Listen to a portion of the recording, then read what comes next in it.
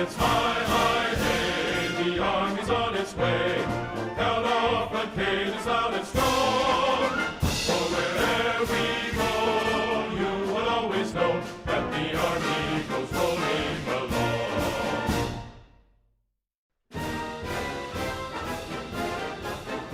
First to fight for the right and to build the nation's might, and the army goes rolling along. Proud of all we have done, fighting till the battle's won, and the army goes rolling along. And it's high, high, hey, the army's on its way. Count off the days on its run. For wherever we go, you will always know that the army goes rolling along.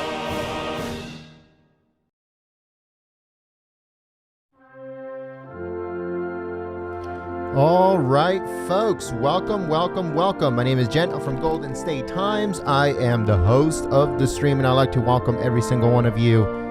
And also thank you for choosing Golden State Times as your stream of choice. President Donald Trump is going to have a briefing regarding trafficking of both drugs and humans coming in from the southern border. So make sure you guys stay tuned live here at Golden State Times. There's tons of breaking news coming out right now, folks. I don't know if you guys know, but California Governor Gavin Newsom is going to halt the death penalty in California. So he's going to have a press conference later on today. So make sure you guys stay tuned live here at Golden State Times. We're going to give you information on that on Twitter. So make sure you guys follow us at Gold State Times on Twitter. I don't know if you guys see on the chat, folks, but we have custom emojis now. Let me show you guys real quick. So we have quite a few of them. We have President Trump smiling. We also have the American flag. As you guys know, the American flag is no longer on the chat. YouTube took it off. I don't know, or maybe it's really, really hard to find it. But we brought it back, folks. We brought it back here at Golden State Times. We also have President Trump hugging the American flag. And we also have, for Women for Trump, we have your own emoji too, Women for Trump emoji. So let me put those up first. So here we go. We also have Space Force emojis. We're going to have a whole bunch of new ones coming up in the next few months. So make sure you guys stay tuned for that. If you guys want to know how to get those emojis so you can use them yourself on the chat, all you have to do is click on that button that says join, and it'll give you all of the information on there. If you guys sign up to that here on YouTube, where the word join is on your screen, then a Trump hat will come up next to your name. So maybe some of our sponsors will come up on the chat, and you guys can see that there is a Trump hat next to their name. So that's what that is, folks. This is brand new. We received it just over a day ago, and this is our first actual live stream with custom emojis on our chat. So stay tuned. We're going to be putting something up on your screen in just a second while we get everything ready to go for you folks, and the president should be coming out soon. Thank you so much.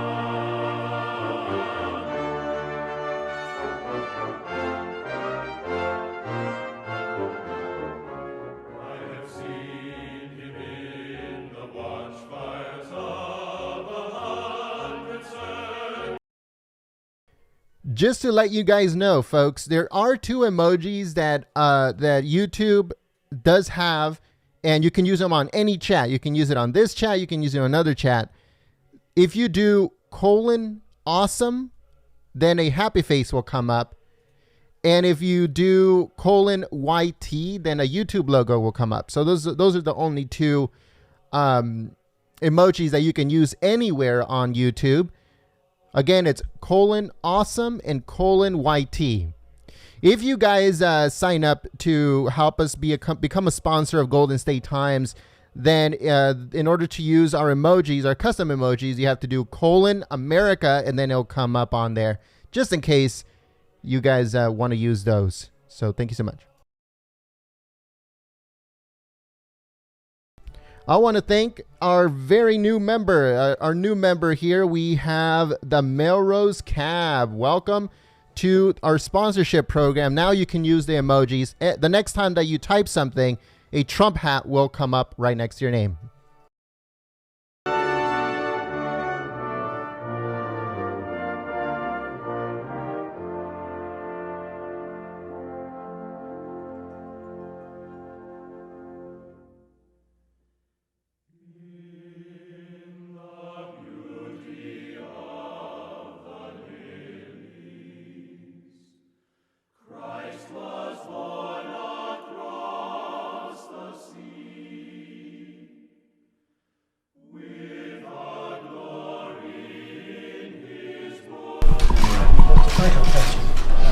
Would you like to say grace? I sure will. Thank you. That'd be great.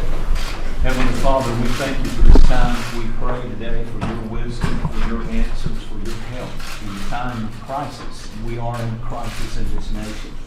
I pray today for our president. Thank you for his stand. Thank you for his courage. We pray for his wisdom today to be increased as we hear from around the nation. We pray today for your guidance. Bless the patrols that are on the border, those that are putting their life on the line. We pray for the victims' families of people who have suffered and lost loved ones because of the crisis that we're dealing with in this room today. Give us grace and give us help in the time of need. In Jesus' name we pray. Amen. Thank you, Pastor, very much. I appreciate it. It's beautiful. So we're here today to address the humanitarian and security crisis on our southern border. I just got back. It was a sight to behold. Not pretty. Very dangerous. Drugs are flowing across. Human traffickers, you think of that as an ancient crime. It's not an ancient crime. It's more prevalent today in this world, far beyond the United States. It's a world crime given to us very much by the internet and bad people. The internet has made things in many ways better, in many ways much worse, but human trafficking, grabbing women in particular, and children, but women, taping them up, wrapping tape around their mouths so they can't shout or scream, tying up their hands behind their back and even their legs and putting them in the backseat of a car or a van, 3, 4, 5, 6, 7 at a time. They don't go through checkpoints. They go through areas that don't have a wall or don't have a steel barrier. They go up to the checkpoint, and before they get to it, they make a right or a left, depending on where they are. And they go out into the desert or out into the land, and they find the first area that doesn't have anything blocking its way. And they have mini highways all over the place. You can see it all over the place, and it's not good. And the only way you're going to stop it, the only way to stop it, without question, is with a very powerful wall or steel barrier. This is part of what we've just finished. This is a section that we're doing. This is what we've designed since I've been in. Some of the wall that they put up over the years, which, by the way, should have been put up, whether it looked good or not, should have been put up a long time ago. We inherited a lot of problems, whether it's North Korea, whether it's the Middle East, whether it's a lot of other things. We took over a lot of problems and we're straightening them out one by one. One of the big problems we have is our border, our southern border. And we're going to take care of it. Now, the easy solution is for me to call a national emergency. I could do that very quickly. I have the absolute right to do it. But I'm not going to do it so fast because this is something Congress should do. And we're waiting for the Democrats to vote. They should come back and vote. They want to go home. They're probably home by now. And Nancy and Chuck and all of the folks that could settle this thing in 15 minutes. I used to say 45 minutes. Now I say 15 minutes. It's so simple. We need money for a barrier. If we don't have a barrier, we're just wasting all of the other money. There's no technology that's any good. I think you'd say that. You know that probably better than anybody, most of you guys. You know, without the barrier, you don't have security. Without the barrier, you have people driving in loaded up with drugs, with smuggled people, with all sorts of things that you don't want to know about. So, all right, folks, I want to give a thank you to Mr. B. Thank you so much, Mr. B, for your support through Super Chat. Once again, folks, if you guys just joined us right now, welcome. The president is going to deliver a briefing in just a few minutes regarding trafficking, both drugs and human, from the southern border with Mexico, folks. This is very, very important. This is a long time in the making, and very good information is going to be coming out of this. So make sure you guys stay tuned. I don't know if you guys saw on the chat, we now have special emojis that you can use on our chat in order to, for it to be more fun and stuff like that. And it also helps out Golden State Times continue operation here on YouTube. If you guys want to check it out, you guys want more information on that, click the link that I am putting on the chat, or you can also click the link that says join at the bottom of the screen for more information. All right, here we go. We need a barrier. It's a very simple meeting. We could also do a much more major form of immigration reform, and I'd look forward to doing that along with many of the people at the table, including our Vice President, and we look very much forward to moving on that. But first we have to get a barrier, because it all doesn't work without protection. The Rio Grande area where I was yesterday, you just have to look at it to see how dangerous it is. El Paso, Texas, went from one of the most unsafe parts or cities in the United States to one of the safest cities in the United States as soon as they put up the wall. They built a wall and fencing apparatus that blocked people. So they went from one of the most dangerous cities to one of the safest cities, all within a very short period of time. It's common sense, folks. Everyone knows it works. Everyone knows it's not expensive. They say it's medieval. Well, so is the wheel medieval. I looked at all the vans and all of the serious equipment that they surrounded me with yesterday. The Secret Service, the police, the Border Patrol, ICE. Every one of those had the wheel. Well, they say wheels are medieval too, but some things don't change. Wheels and walls. And they haven't found an alternative to either of those two, right? They haven't found an alternative. So we want Congress to do its job. We want the Democrats to come back and vote, wherever they may be. I haven't left the White House except to go to Iraq for a very short period of time, where I had a great experience, frankly. I met some great people, some great generals. We have great ideas having to do with Syria. It's working out very well, knocking the hell out of ISIS, and we're bringing our folks back home, and we're going to always have a presence. And it's working out very well. A lot of things are working out well. North Korea is working out very well. A lot of things are working out well, but the southern border is something that should be easy. So what we're not looking to do right now is national emergency. What we want to do, we have the absolute right to do it. In many ways, it's the easy way out. But this is up to Congress, and it should be up to Congress, and they should do it. And if they can't do it, if they yell that we can't do it, there's no way we can vote for security. There's no way we can vote for safety. All Nancy and Chuck have to do is tell me. And you know what? We'll start thinking about another alternative. But this is one of the easy votes they'll ever have. It's very simple. And then we go on to major reform on immigration. And I look forward to that, because after 50 years of talking about it, they should have done it. And frankly, previous presidents should have done the wall. It should have been done, not just sections, small sections. The problem with doing a section of wall is they come around it. So the wall works for the area that it is, but when you have the big openings, they just come around it. And we can't allow that to happen. So we have great plans. I met yesterday with the Army Corps of Engineers. You know, we're building the wall right now as we speak. Somebody said, oh, but we had $1.6 billion and they haven't spent it. The reason we haven't spent it is because the contractors are building it. And unlike governments, and this government in particular, I like paying after it's built instead of before it's built. Okay, I learned that a long time ago in building buildings. You let your contractor do the work, and then you see if they did a good job, and if they didn't do a good job, don't pay them. And if they do a good job, pay them fast. So a lot of a lot of fables were told, a lot of lies were told. So we're building wall as we speak. We've done a lot of renovation. Some of the renovation, we had no choice. We had to rip it down and build new wall. You'll see that in San Diego and some other areas where we actually went to a new wall because it was almost better and cheaper in some ways than trying to renovate old garbage that wasn't going to work. And in some cases, you had a good structure, you had a good basis, less expensive to renovate, generally speaking, and we've done a great job. So we've done a lot of renovation.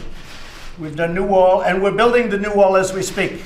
And the money that they say we didn't spend has been spent, but it hasn't been paid. There's a big difference. And when the contractors finish up, they get paid, and they're doing a second section. Army Corps has been very impressive. Working with them has been great. The new wall that we've designed is really beautiful. It's visual, you can see through it, which you have to be able to do. I mean, I'd like to have a concrete wall in one way, but in another way it wouldn't be very effective because you can't see to the other side. So these are steel walls, and in many cases steel walls, it's steel that has concrete inside. It's pumped into the steel. It's hollow and it's pumped into the steel, so it's sort of a combination of both, which is not a bad combination. So I just want to thank the people at this table, some very special people, some great friends of mine. And what I thought I'd do is just go down to my left, and maybe I'll have 3 or 4 of you say a few words to the press, and then we could all start talking about what we'll be talking about, okay? And Bunny, you've been a friend of mine for a long time, right from the beginning, and I appreciate it. And maybe I'll start with you, and we'll go over to AJ. Thank you. Thank you, Mr. President. I'm the Sheriff of Chester County, Pennsylvania. Thank you for inviting us here today. Chester County is located, as you know, just southwest of Philadelphia, an area you're familiar with. We're known as a healthy, wealthy, and wise county and the home of QVC. That's right.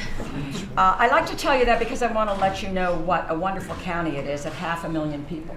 And I want to share with you a very short story of a young boy named Ben who took a trip one night from Chester County into the city of Philadelphia, where he acquired heroin laced with fentanyl. Mm-hmm. He brought that back to Chester County, and within an hour he was dead. I spoke to his father yesterday and told him I would be seeing you today. And I asked his father if there was anything he wanted me to share. He gave me a wonderful story. I've given it to Kellyanne. Kellyanne, you have the story, the family story. But I just want to read you the last line of the letter he sent to you, Mr. President, relating to his son, Ben. His body was exposed to a heroin substance, new on the scene, laced with fentanyl 100 times the strength of morphine, which stopped his heart and breath, robbing us of our only beautiful boy. Drugs that came over our unprotected southern border, and by the way, the DEA did trace this directly to a cartel over the Mexican border. Drugs that came over our unprotected southern border, wreaking havoc on the lives of hundreds of thousands of lives and millions of loved ones. We need to do something about this. Please, Mr. President, build the wall. Thank you. Let's please say hello. Okay.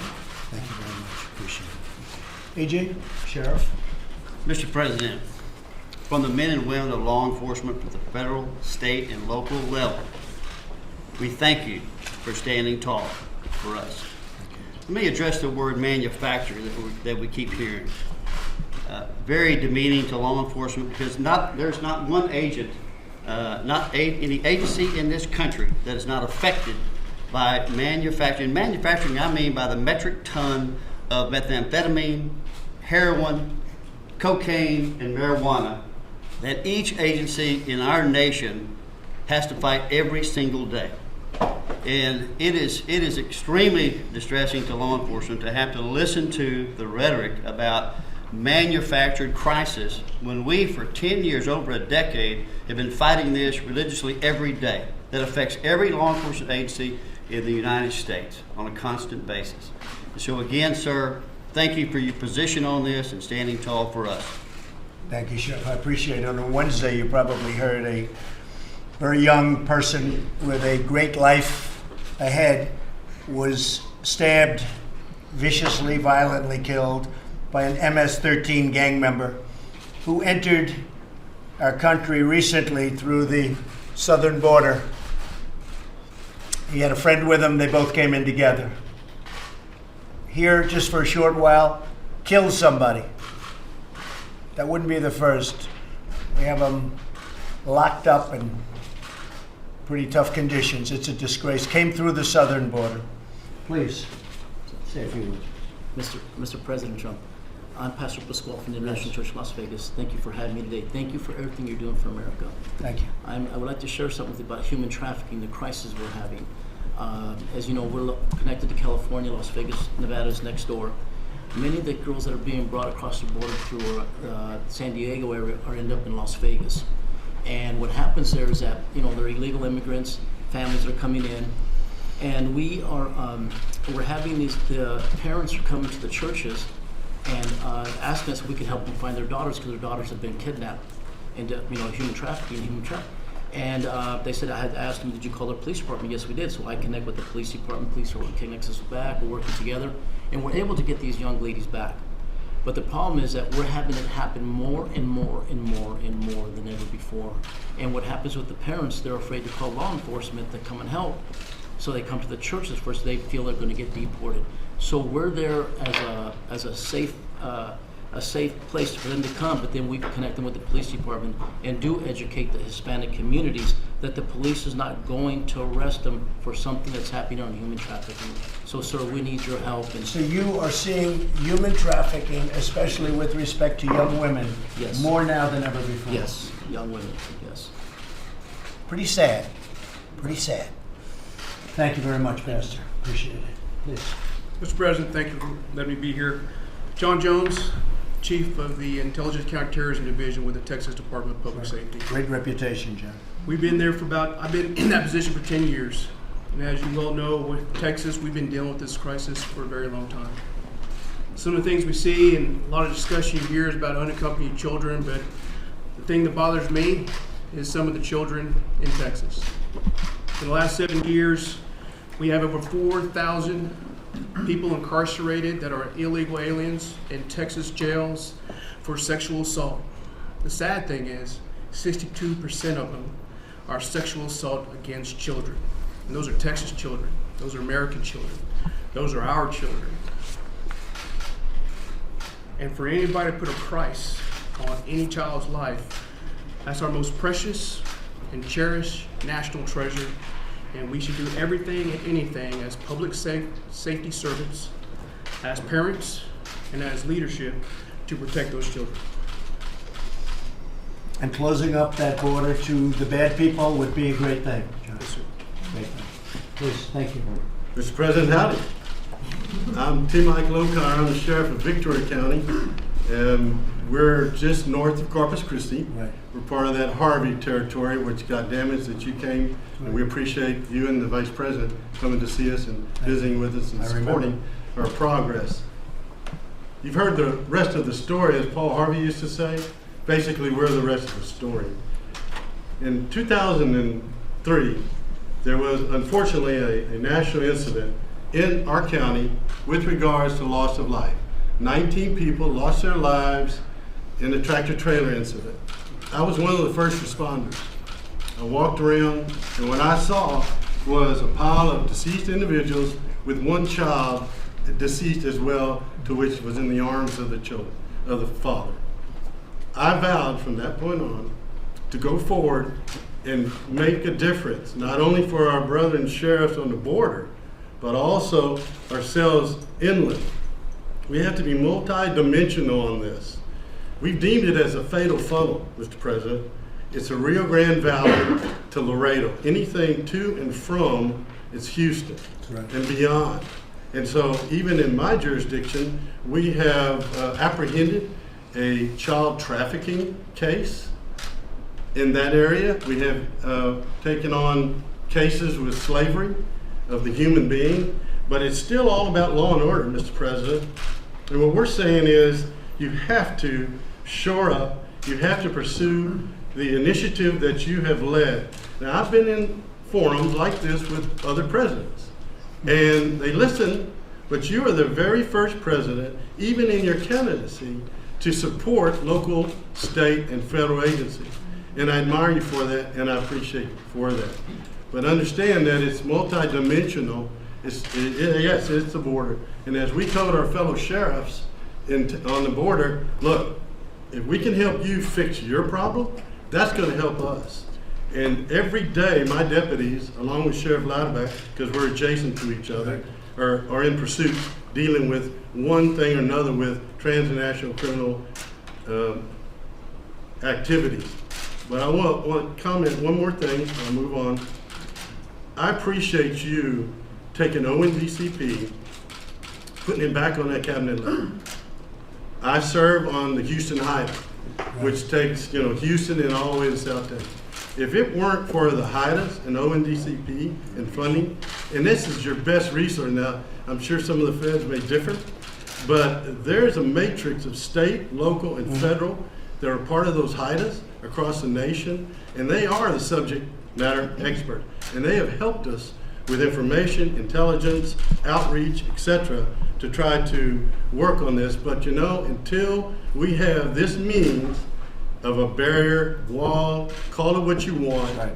you got to have that before we can solve our problems down the road. Thank you, Mr. Thank you, Sheriff. When you talk about the big trailers coming in and loaded up with people, and the doors are locked in the back, and sometimes they're left abandoned and they all die a hell of a death. They're suffocated. They come from the other side of the border. They don't go through a checkpoint. Can't go through a checkpoint because they open up the back doors. They take a look. So you go, and they go out onto the different areas depending on where you're going, what checkpoints. They go in between the checkpoints. Most of the problem, we had a lot of drugs, a lot of things at the checkpoints, but they're usually hidden in hubcaps and engines and under the floor. But the big stuff comes in between the checkpoints. And the trailers come in loaded up with people with the doors locked in the back. They don't even give them a chance. The doors are locked. And sometimes you have the drivers running away. It's a disgrace. All of this comes in between the checkpoints where there is no wall, because you'll have some wall, a little wall, left and right of a checkpoint, generally speaking. But in between checkpoints, you may have 50 miles, 60 miles, even 100 miles. And that's where tremendous problems occur. And even yesterday I read where, fairly close to where I was, like 26 people were killed. Yes. Gang members and drug dealers, they were killed like a few days ago, right next to where I spent quite a bit of time with great people from Border Patrol. You know about that? You heard about that? This was like, it's amazing because it got no publicity. I didn't see it. You don't read about this stuff. They're not telling you the truth about, really, you're doing this country a tremendous disservice. You're not telling the truth about the criminal activity and the crime. 26 people or thereabouts. What was the number? 26? Yes, sir. 26 people were killed over the last couple of days. Nobody even talks about it. I haven't heard about this young person that was killed yesterday, 16 years old, brutally murdered. I haven't heard anything about it. The media is not telling the American public how bad it is, how dangerous it is. I mean, I read a little story about the 26. I said, how could that be a small story? But what's going on, the crime and the drugs and the smuggling and of everything, including children, we're talking women, yes, but probably the biggest victim. All right, folks. So we are getting everything ready to go for you guys. Once we get the footage from inside the White House, we're going to be switching over to President Trump's briefing on trafficking, both human and drugs coming in from the southern border with Mexico. So make sure you guys stay tuned live here at Golden State Times. If all we ask is you can please share this live stream on social media, on Facebook, on Twitter, on Gab, on all of those social media sites. That helps us out so much, folks. Thank you so much for your continued support. Also, I'd like to thank, I couldn't do it on microphone earlier, but I apologize. Regina, thank you so much for your support through Super Chat. And we also like to welcome our new members that are coming up on the chat. We had Polly, and I believe I had another one right now, but I'll give a shout out once we get everything ready to go for you folks. Also, if you would like to get those emojis and use them for yourself on the chat and get like a virtual Trump hat next to your name, all you have to do is click the join button. If you are on mobile or if you are on tablet, then you'll have to click the link that I am putting up on the chat. That way you guys can join. All the information is on there, and it helps out Golden State Times continue operation here on YouTube. So stay tuned for a little bit, folks, as we get everything ready to go, and then we'll be switching over. Thank you so much.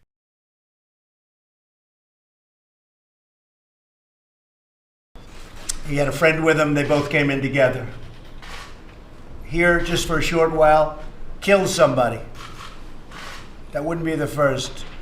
We have them locked up in pretty tough conditions. It's a disgrace. Came through the southern border.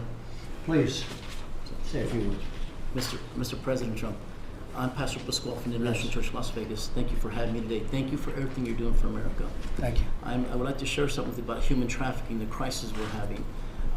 As you know, we're connected to California, Las Vegas, Nevada's next door. Many of the girls that are being brought across the border through San Diego area are end up in Las Vegas.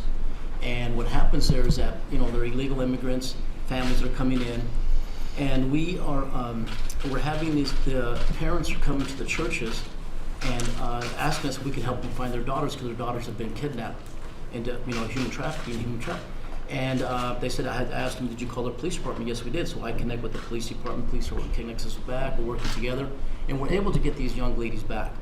But the problem is that we're having it happen more and more and more and more than ever before. And what happens with the parents, they're afraid to call law enforcement to come and help. So they come to the churches first. They feel they're going to get deported.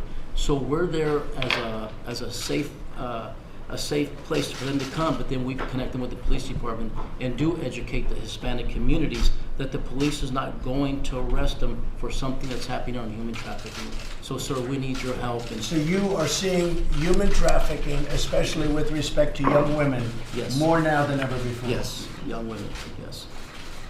Pretty sad. Pretty sad. Thank you very much, Pastor. Appreciate it. Please.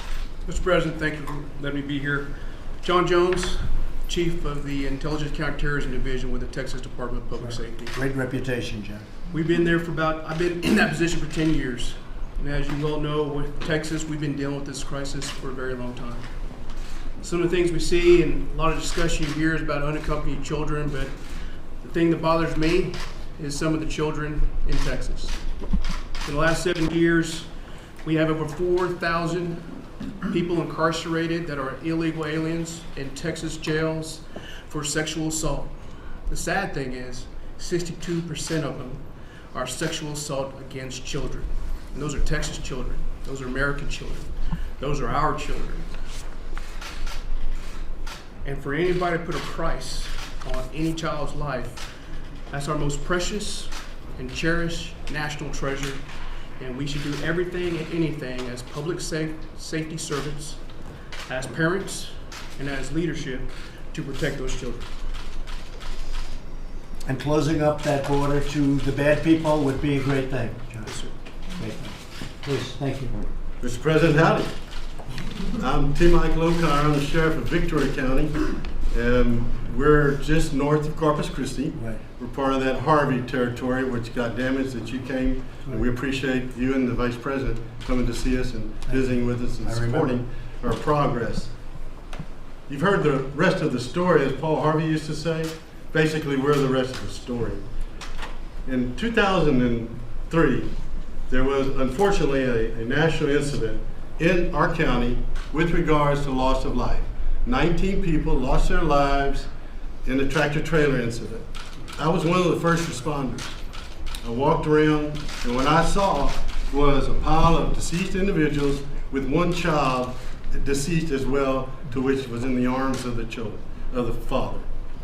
I vowed from that point on to go forward and make a difference, not only for our brethren sheriffs on the border, but also ourselves inland. We have to be multi-dimensional on this. We've deemed it as a fatal funnel, Mr. President. It's a Rio Grande Valley to Laredo. Anything to and from is Houston and beyond. And so even in my jurisdiction, we have apprehended a child trafficking case in that area. We have taken on cases with slavery of the human being, but it's still all about law and order, Mr. President. And what we're saying is you have to shore up, you have to pursue the initiative that you have led. Now, I've been in forums like this with other presidents, and they listen, but you are the very first president, even in your candidacy, to support local, state, and federal agencies. And I admire you for that, and I appreciate you for that. But understand that it's multidimensional. Yes, it's the border. And as we told our fellow sheriffs on the border, look, if we can help you fix your problem, that's going to help us. And every day, my deputies, along with Sheriff Louderback, because we're adjacent to each other, are in pursuit, dealing with one thing or another with transnational criminal activities. But I want to comment one more thing, and I'll move on. I appreciate you taking ONDCP, putting it back on that cabinet level. I serve on the Houston HIDA, which takes Houston and all the way to South Texas. If it weren't for the HIDAs and ONDCP and funding, and this is your best resource now, I'm sure some of the feds may differ, but there's a matrix of state, local, and federal that are part of those HIDAs across the nation, and they are the subject matter expert, and they have helped us with information, intelligence, outreach, etc., to try to work on this. But until we have this means of a barrier, wall, call it what you want, right, you got to have that before we can solve our problems down the road. Thank you, Mr. President. Thank you, Sheriff. When you talk about the big trailers coming in and loaded up with people, and the doors are locked in the back, and sometimes they're left abandoned and they all die a hell of a death. They're suffocated. They come from the other side of the border. They don't go through a checkpoint. Can't go through a checkpoint because they open up the back doors, they take a look. So you go and they go out onto the different areas depending on where you're going, what checkpoints. They go in between the checkpoints. Most of the problem, we had a lot of drugs, a lot of things at the checkpoints, but they're usually hidden in hubcaps and engines and under the floor. But the big stuff comes in between the checkpoints. And the trailers come in loaded up with people with the doors locked in the back. They don't even give them a chance. The doors are locked. And sometimes you have the drivers running away. It's a disgrace. All of this comes in between the checkpoints where there is no wall, because you'll have some wall, a little wall, left and right of a checkpoint, generally speaking. But in between checkpoints, you may have 50 miles, 60 miles, even 100 miles. And that's where tremendous problems occur. And even yesterday I read where, fairly close to where I was, like 26 people were killed. Yes.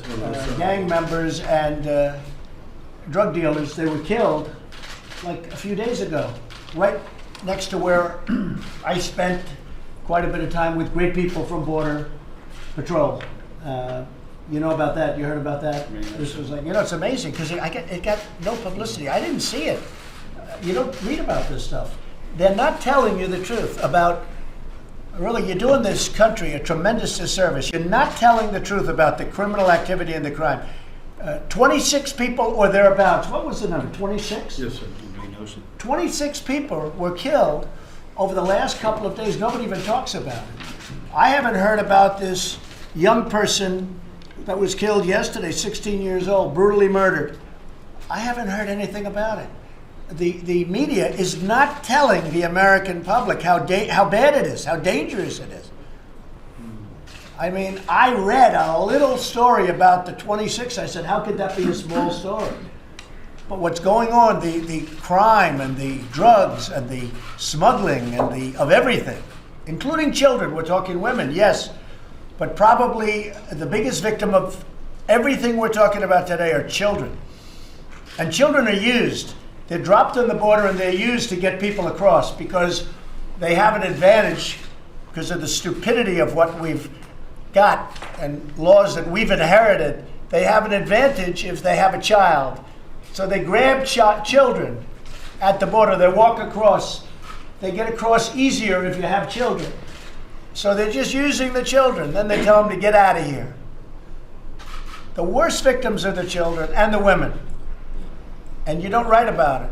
You know, you write about nonsense. You write about Nancy Pelosi saying it's immoral to have a wall. It's immoral to have all these people killed. These people are being killed, and you don't report it because you're fake news. You don't report it. Many of you. 26 people killed, and I didn't even hear about it. I mean, nobody even knows about it. And that's, how close is that to where I was yesterday? I was right alongside, I think, right? How far is that away? Miles away. Miles away. You don't even hear about it because you don't want to tell the story of what's going on at the border. You don't want to tell the story about how dangerous it is. So you have people get up and say walls are immoral. What's immoral is what's going on. There's never been anything like it. And we can stop it so easy. And the Border Patrol and ICE, they're doing a fantastic job. But we're not giving them the equipment when we're not giving them the walls or the steel barriers or whatever you want to call it. We're not giving them the equipment. Remember El Paso. Remember what I said about El Paso. From one of the worst to one of the best. Yes, ma'am. Please, go ahead. I'm San Diego County Supervisor Kristen Gaspar. We're the 5th largest county in the nation. We actually have the busiest land crossing in the entire world. And we do rely on our border to maintain that strong binational economy, but at the same time, we rely on our border to keep us safe. The last time I had the opportunity to share the tragic loss of Alexander Mason, a young person in San Diego who was brutally murdered while his killer slipped freely across the border into Mexico. Today I'd like to share with you an alarming trend about what's really happening with the insecurity of our border when it comes to the exploitation of our children. There's an alarming trend in San Diego that our young teens in San Diego schools are being actively recruited by violent drug cartels. They're being pack mules for these drug cartels, smuggling heroin, cocaine, and fentanyl across the border. It's become such an alarming trend that they're being recruited over social media, they're being recruited over gaming consoles, they're being recruited in traditional safe spaces like our schools and our libraries and our parks. Last year, 527 San Diegans lost their lives. They overdosed because of these drugs that are pouring across our border. In addition, San Diego is America's finest city, but America's finest city is now home to the 2nd largest human trafficking industry in the country. Our children are being sexually exploited because of the insecurity at our border. San Diego, this evil industry, raked in close to $1 billion last year. There are 12,000 human trafficking victims and survivors in San Diego County alone. The average age, 16 years old. 16 years old. 1/3 of this trafficked population are the very immigrants who have come to the United States to make for a better life. Now, 2,200 miles from Washington, D.C., representatives like me are held accountable by these families and these victims each and every day while a standoff continues here. And so I challenge our congressional members to meet with these families, to meet with these victims, to look them in the eye and tell them that this is not a crisis.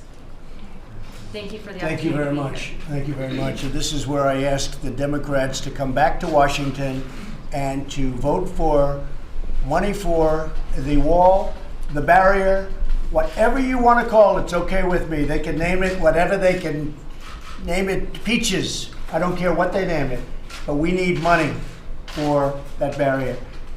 I will say this, the Republicans have been rock solid. They want this to happen. They've wanted it to happen a long time ago, and frankly, for many years, I'm not just talking about now, I'm talking about for years. I gave yesterday an example with Israel. For many years, everybody campaigning for president said they were going to move the embassy to Jerusalem, the American embassy to Jerusalem. This went on, Pastor, as you know, for many, many years, many presidents dating back all the way to who was the first. And they never did it. And I said the same thing, same words, same campaign, but I did it. I got it done, and people are very happy. Jewish population and evangelicals, unbelievably happy. I did it. I understand why they didn't do it, because it was very tough to do. It met with a lot of nasty talk before I did it, and then I did it, and it was done. And now we've just opened up the embassy, as you know, long ahead of budget and schedule, and way under budget. Like, how about $1 billion under budget? Opened it up for almost nothing, an existing building that we renovated. But the fact is, for years and years, I heard about the embassy going to Jerusalem, and the people would campaign. They're in for 4 years, they're in for 8 years, they'd never get it done. I got it done. This is a very similar thing. I've been hearing about putting a really good wall, and in my case, I like to say a beautiful wall, because I think it makes a difference. I've seen some of the wall they put up, it's so unattractive that I can understand why other people don't want it. But this is a great looking structure, and it's going to look great. It's going to do the trick beyond belief. It's far better than anybody had projected. We have it at a much lower cost, and it's better, stronger. It's better. And you have the vision through. You're able to see through. But we're going to get it done. And I compare that to the embassy because they talked about it for 45, 50 years longer. And we got it done. We're going to get this done too. Now, Republicans are rock solid. I have to hand it to them. Mitch McConnell, every one of them. Kevin, they have been so strong on this. I'm very impressed. The Democrats are just following politics. And I'm not saying that for any reason. In other words, I guess they're looking at 2020. They think, gee, if we could hurt Trump, we'll have a better chance at winning an election. This isn't about winning an election. This is very simply, very, very simply about doing what's right for the country. And we have to do what's right for the country. This is common sense. This is not sending rockets to the moon. This is common sense. We have to have this. The country has to have it. They've been talking about it for 35 years. And they do little pieces, a little piece here, a little piece there, put a piece where we need it. The people just go around it. We have to have it. It's got to get done. It's going to get done now. Congress has to do its duty. And the Democrats have to help us. They have to come back to Washington, and they have to vote for border security. They have to vote for safety. It's national security, too. They have to come back and they have to vote. It'll take us 15 minutes. And then we're going to get on to much bigger immigration reform, because we should do that. We should do that. I want to thank everybody for being here. We're going to have now the rest of the meeting. Media, thank you very much. I appreciate it. Thank you. Mr. President, any message to the federal employees? Any message to the federal employees who are not being paid today? Yeah, the message is that I appreciate their service to the country. They are incredible people, the federal employees that we're talking about. But many of them agree with what I'm saying and what the people in this room who are experts are saying. They don't want to see people killed because we can't do a simple border structure. And I appreciate their incredible support. We have, yesterday, I was watching this morning and reading this morning that so many people are saying the president is doing what's right, and even though it's affecting us short-term, temporarily, as you know, a bill was just passed, which I will sign in Congress, making sure that everybody's going to be paid immediately upon when this is over. But I just really appreciate the fact that they have handled it so incredibly well. And many of them agree with what we're doing. We have no choice. Steve, go ahead. Well, 24 hours ago, you were saying you were probably going to declare a national emergency. No, I said I could do it, but I'll tell you what. It's the easy way out. But Congress should do this. This is too simple. It's too basic. And Congress should do this. If they can't do it, if at some point they just can't do it, this is a 15-minute meeting. If they can't do it, I will declare a national emergency. I have the absolute right to do it. It says as clear as you can. Now, what will happen? I'll be sued. It'll be brought to the Ninth Circuit. And maybe even though the wording is unambiguous, just like with the travel ban, it'll be appealed to the Ninth Circuit, and we'll probably lose there too, and then hopefully we'll win in the Supreme Court. But that's what happens. You can take the most perfectly worded document, as we have in this case, and they'll always bring it to the Ninth Circuit. And then you never know what's going to come out of the Ninth Circuit, and you never know what's going to come out on appeal. But fortunately, we have a Supreme Court that's treated us very fairly. So I'd rather not do it, because this is something. All right, folks. So we are just awaiting for the White House to give the okay so that we can start switching over to the inside the White House, where President Trump is going to have a press briefing, or a briefing on trafficking from the southern border. So give me a second here while we want to make sure that everything is running smoothly and everything is okay. If you guys just joined us, please share this live stream on social media. We're going to be switching over to the White House in just a few minutes, as the White House gives the okay for cameras to be turned on. So make sure you guys stay tuned live here at Golden State Times, and we'll go on from there. If people that are sharing the live stream on Facebook and Twitter, I'll give you guys a quick shout out as a thank you for your support.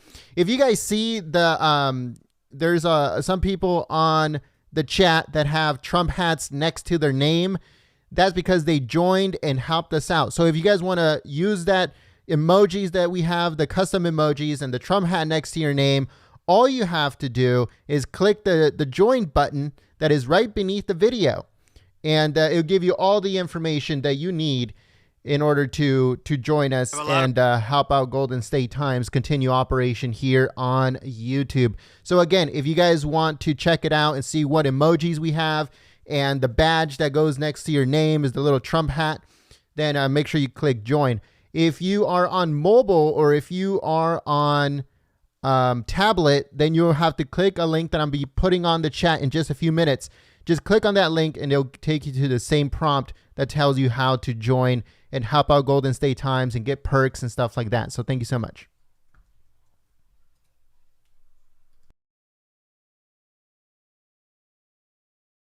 A lot of friends in this room. Thank you. That's a very fancy looking table. A lot of very powerful people sitting around that table.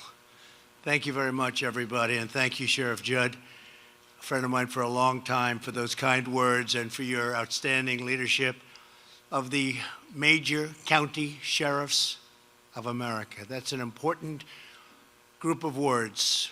You've done an incredible job. I also want to thank your Vice President, Sheriff Peter Katujian, as well as the leaders of the major cities, chiefs associations, and Houston Police Chief Art Acevedo. Where's Art? What a job you've done, Art. I'm proud of you. Thank you, Art, very much. Appreciate it. And Phoenix Chief Jerry Williams. Where's Jerry? Stand up, Jerry. Great job. Thank you, Jerry. We're grateful to be joined as well by Acting Attorney General Matt Whitaker. Matt? Fantastic, Matt. They all appreciate the job you've done, and so do I, Matt. Very much. Thank you very much. It's an honor to address so many amazing police chiefs and sheriffs and superintendents from our nation's largest cities and counties. Together, you represent hundreds of thousands of extraordinary law enforcement officials and personnel all across our nation. I've come to deliver a very important message from the American people to you. Thank you. That's their message.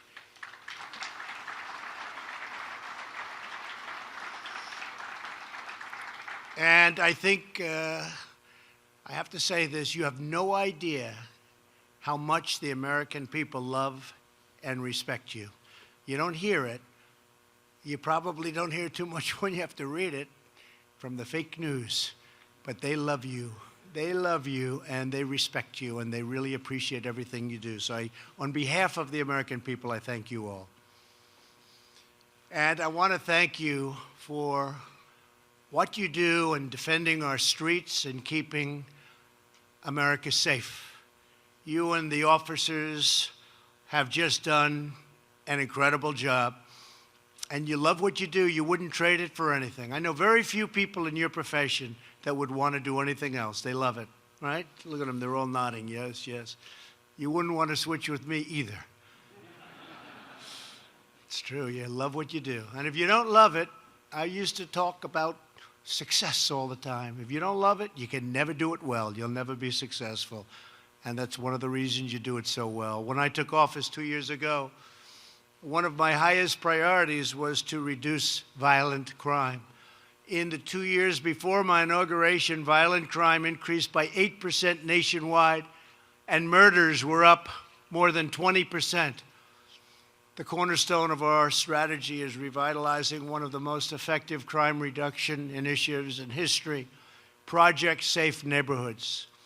This program brings together law enforcement, community groups, and local leaders to get the most violent offenders in the most dangerous areas off our streets and put them behind bars as quickly and easily as possible. Last year, we secured $50 million in funding, Project Safe Neighborhoods, and I'm proud to announce that we are asking Congress for even more funding this year, and we'll get it. We've deployed nearly 200 new violent crime prosecutors across our country. In 2018, my administration prosecuted more violent criminals than ever before in the history of our country. And we've increased the average sentence for drug trafficking to its highest level in many years. Through the combined effort of everyone here today, violent crime is now going down for the first time in a long while. Murders in America's largest cities dropped by 6% compared to 2016.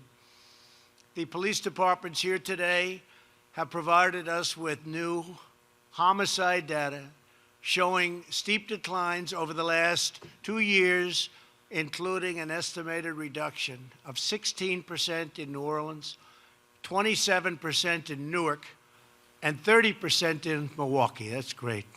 3 places, that's a great job you're doing in those 3 places especially. In my administration, we understand that reducing crime begins with respecting law enforcement. We will not tolerate smears or slanders or assaults on those who wear the badge and police our streets. In order to keep every American safe, we are making officer safety a top priority, unless you'd rather not have that. Unless you'd rather not have it. But if you want it, we're doing it. And I know you want it. In support of that goal, more than $600 million worth of surplus military equipment has been made available to law enforcement. This is equipment that was rotting, the best stuff, but rotting in warehouses that a past administration didn't want you to have. Someday they'll explain that one to me. I actually have heard the reasoning.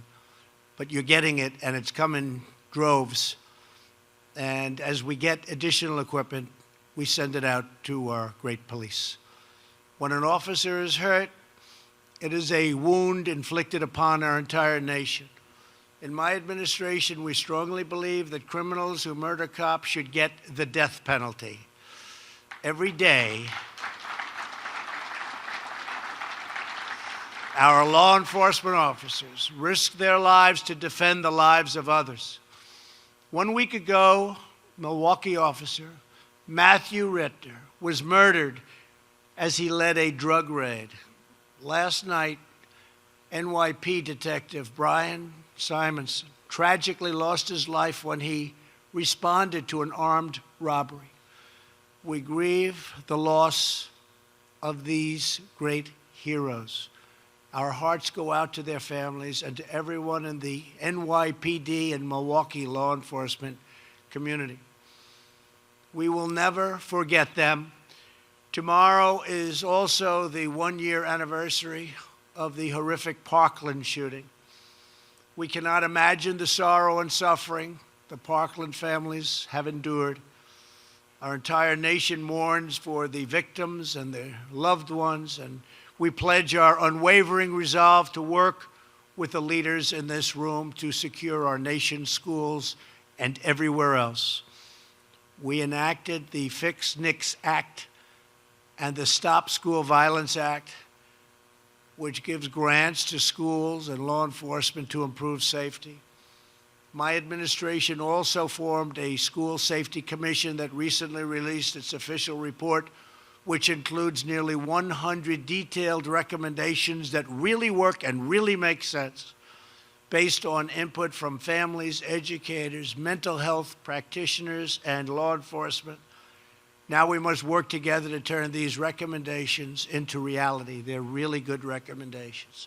A lot of common sense in those recommendations, and we need more common sense overall in our country. Nothing is more important than protecting our children.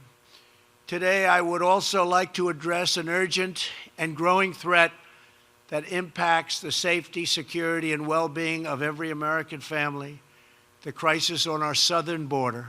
So much crime comes in through our southern border. Illegal immigration provides a lucrative cash flow, to put it mildly lucrative, to some of the most dangerous criminal organizations on the planet. These deadly cartels flood our cities with narcotics that kill thousands of our citizens, ruin families. They use fear, intimidation, and violence to get their way, and they terrorize innocent communities on both sides of the border. There is only one moral course of action: to put these ruthless criminal cartels out of business, and out of business fast.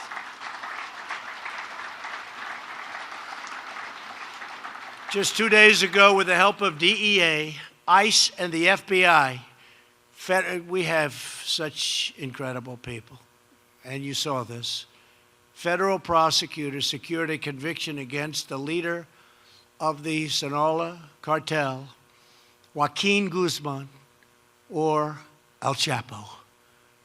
He is now looking at a lifetime behind bars, and I have to say the prosecutors did an incredible job. Eastern District, incredible job. A lot of people did a great job with that. But to defeat these transnational gangs, we must fully and completely secure the border. That means more law enforcement, closing legal loopholes, ending catch and release, ending sanctuary cities, and finishing the border wall, which we will do, We're very far along, building a lot of it right now as we speak. As we review the new proposal from Congress, I can promise you this: I will never waver from my sacred duty to defend this nation and its people. We will get the job done. The wall is very, very on its way. It's happening as we speak. We're building as we speak in the most desperately needed areas.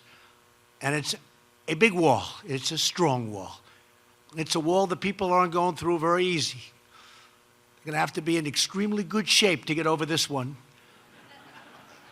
They would be able to climb Mount Everest a lot easier, I think. But it's happening. And we have other things happening, too. We're strengthening up the ports of entry. We're using tremendous technology, including drones, but tremendous technology. But it all hinges around the walls, because you don't have the walls, the technology is almost useless. It is the core responsibility of government to establish and enforce clear rules for entry and admission into our great country. These immigration laws exist to protect our families, our communities, and the security of our entire nation. When these laws are violated, innocent Americans, including millions of hard-working legal immigrants, are left to pay a very heavy price. When we surrender control of our nation's borders to coyotes and smugglers, heartache and suffering are the inevitable result. One of the most tragic consequences of our unsecured border is the terrible scourge of human trafficking and sex trafficking that so many of you folks help and work so hard to stop. But you know, with the internet, it's at the highest level they say it's ever been in the history of the world. It's not just United States. It's in the history of the world. The internet. So many good things happen with the internet, but bad things happen too.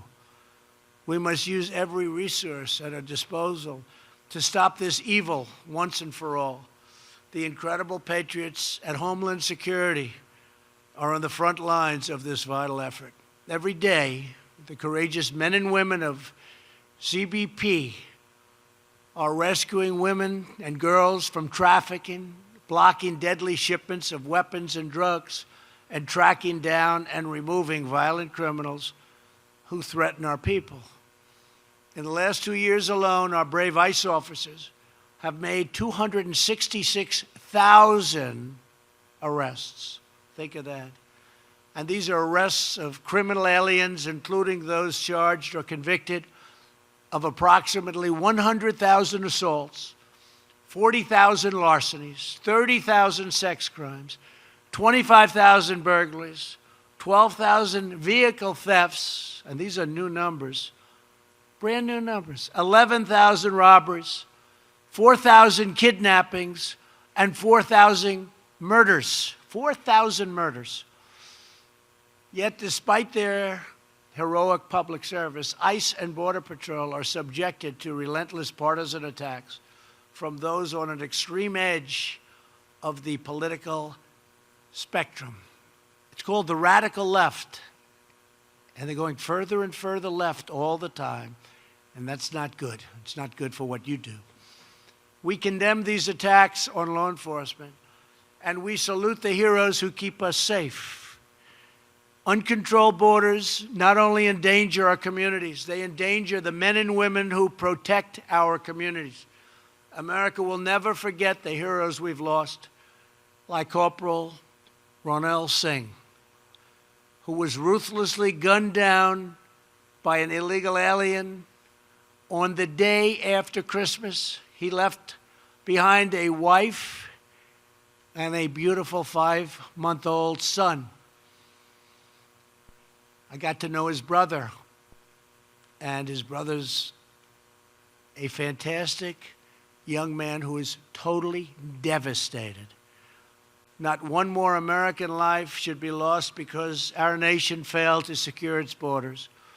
Every American in every community and from every walk of life has a right to live in security and to live in peace. That is my highest priority as president. And that is the sacred calling and noble mission of every leader in this room. Nobody does a better job. Here with us today is Sheriff John McMahon from San Bernardino, California. Ever since he was a young boy, John wanted to follow his great-grandfather's footsteps and become a law enforcement officer. In 1985, he started out as a patrol deputy. Today, John is the sheriff of San Bernardino County. We all remember the dark day in December of 2015 when terrorists opened fire at an office holiday party in San Bernardino. I've spoken about that often. These were people that worked in the office with other people. They thought they were all friends, but one day they came in shooting. Incredible. Immediately, John worked with the local police chief to respond. Their brave officers chased down the terrorists and brought their sinister rampage to a rapid end. Sheriff, we thank you and your officers for your service. I'd like John. Where's John? Where is John? Where's John? Come up here, John. Come up here. I don't know if we can get you past Secret Service, John, but we're going to try, right? Come on. That's great. That was a terrible tragedy. I remember it so well. Come up.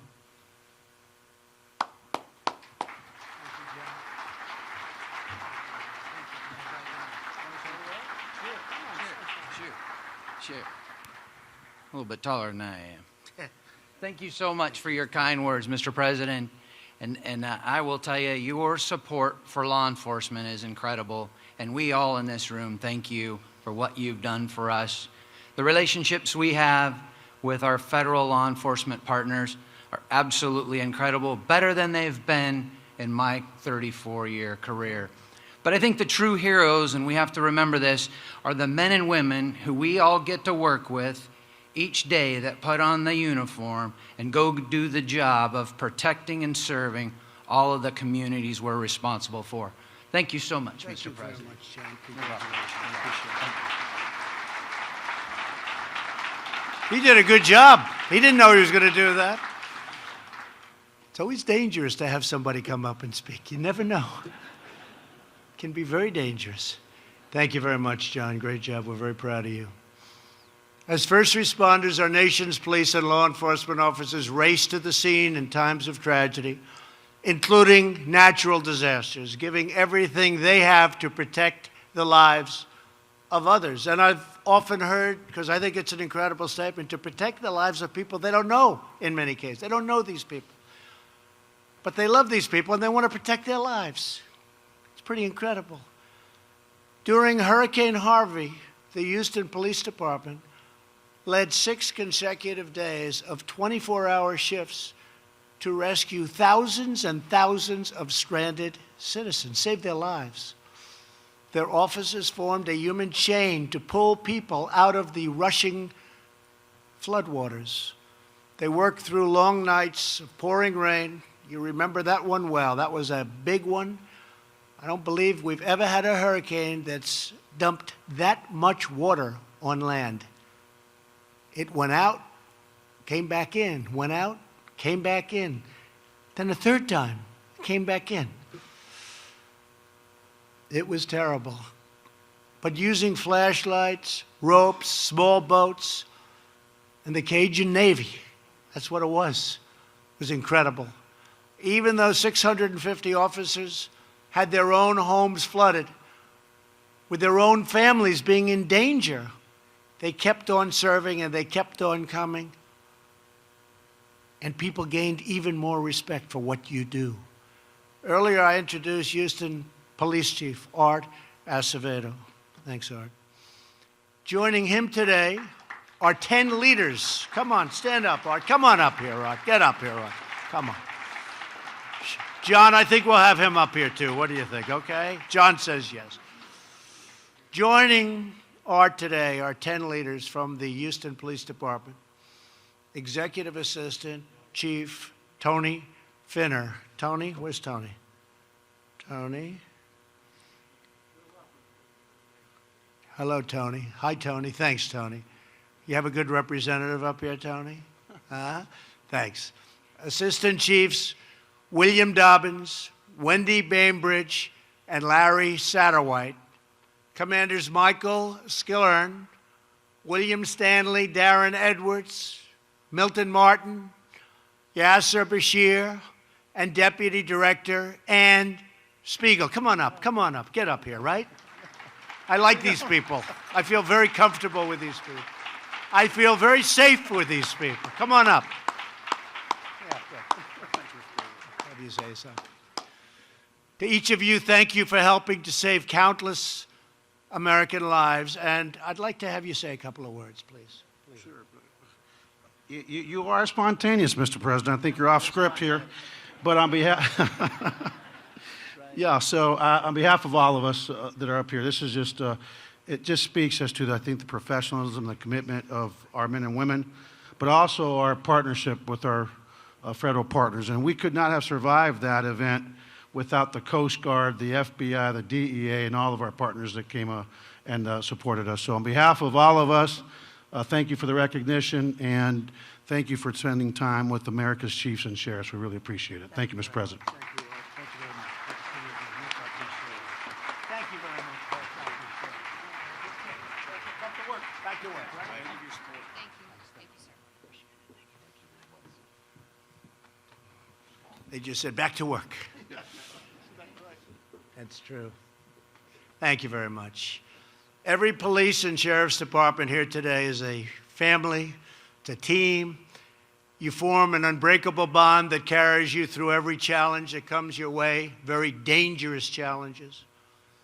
From Phoenix to Philadelphia, from Austin to Atlanta, from Tulsa to Tampa, you prevent crime. You get violent offenders off of our streets, and you make sure the innocent are rescued from incredible danger. You train your deputies and officers to be the very best. You give them the support they need, and you inspire them to never give in, to never back down, to always stand proud as America's brave men and women in blue.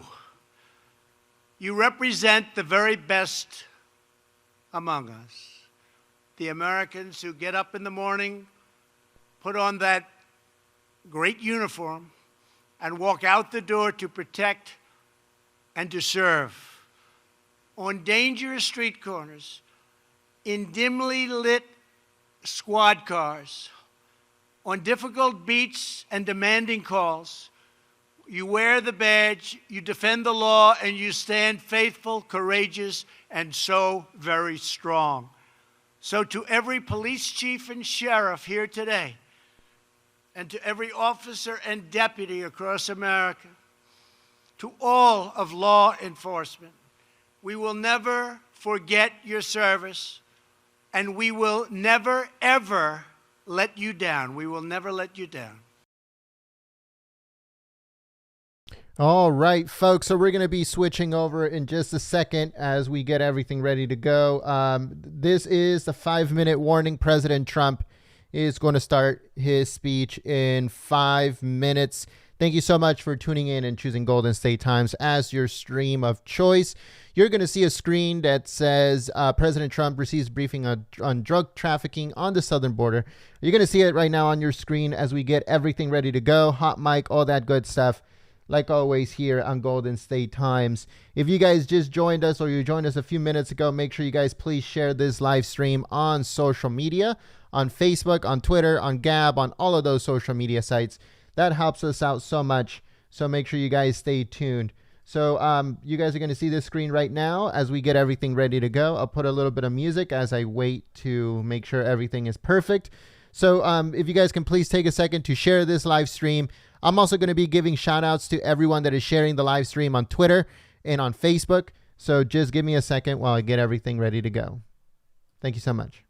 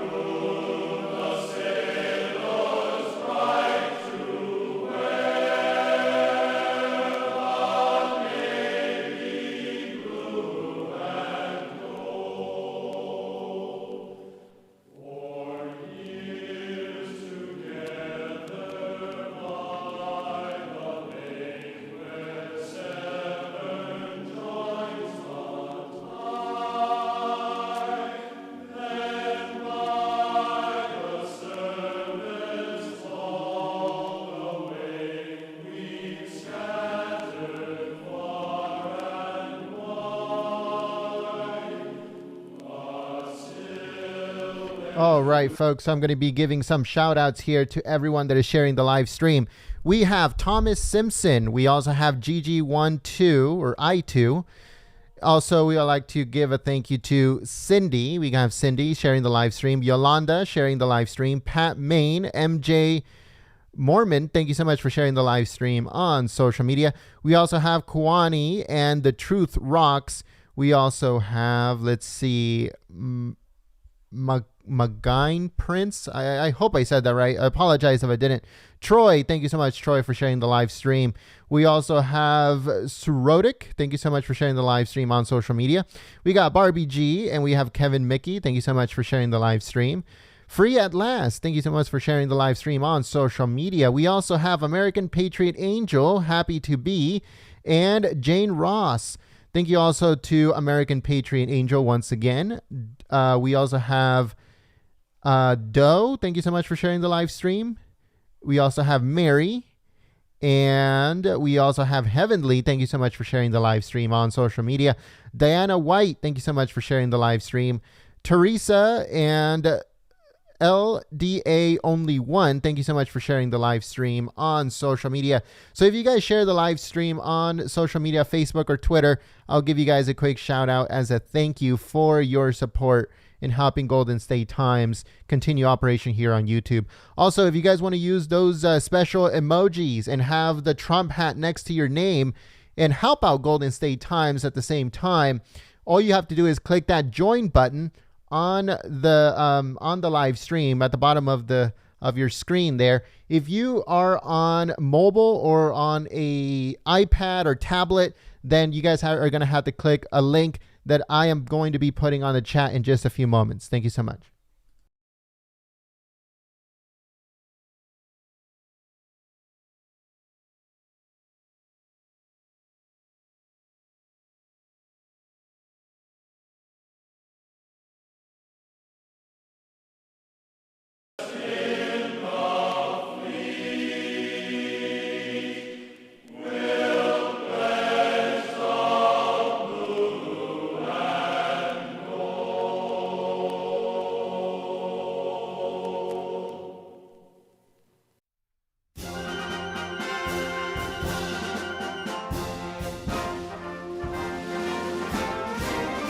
March along, sing a song with the army of the free. Count the brave, count the true, who have fought to victory. We're the army and proud of our name. We're the army and proudly proclaim. First to fight for the right and to build the nation's might, and the army goes rolling along. Proud of all we have done, fighting till the battle's won, and the army goes rolling along. And it's high, high, hey, the army's on its way. Count off the cages loud and strong. For wherever we go, you will always know that the army goes rolling along.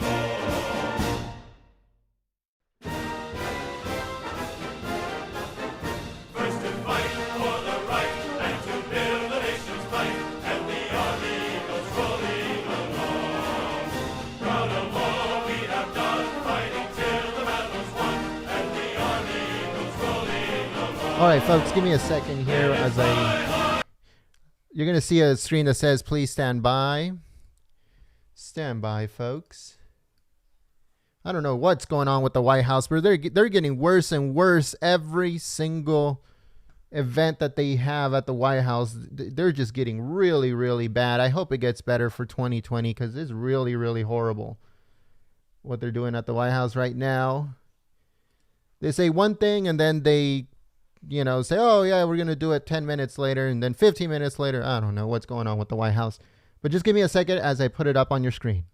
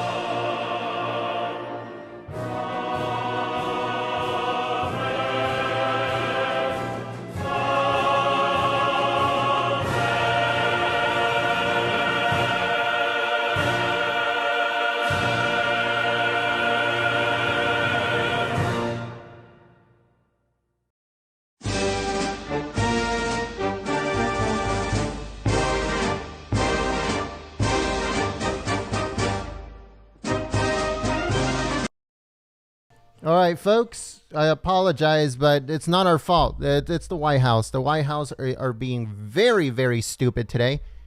So just give me a second while I try to get the footage from inside the White House, folks. But they're being very, very stupid. I'm really angry about this right now. So I apologize, but I'll get it as soon as I possibly can.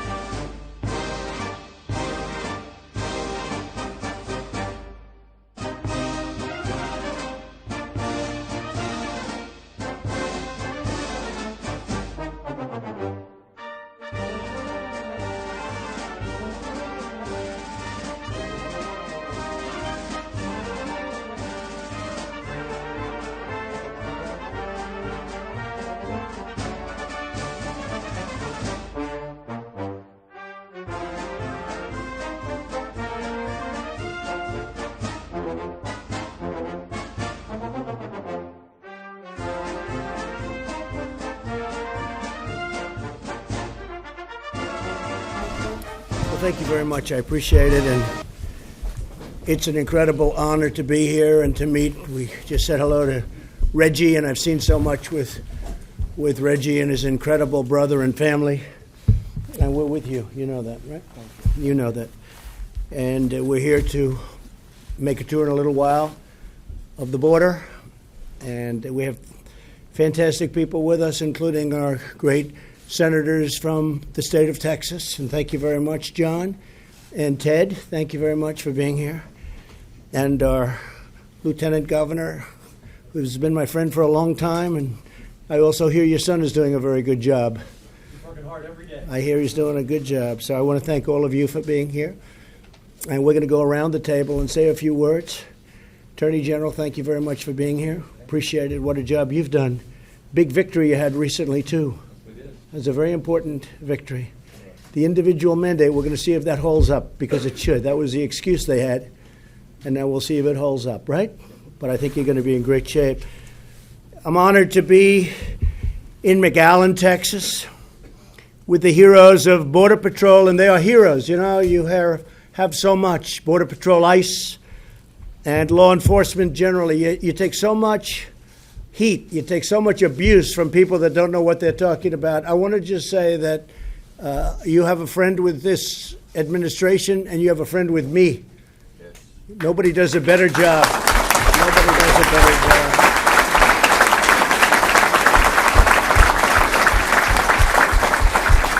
And I have to add that you have no idea how much you're loved by the public. Maybe not by the fake news, but you're loved by the public. Beyond belief. And that includes my friend Brandon. And Brandon, thank you very much for being so great. You've been getting the word out how important it is. Border security, the wall or the steel barrier. They can have any name they want, but we have to have it.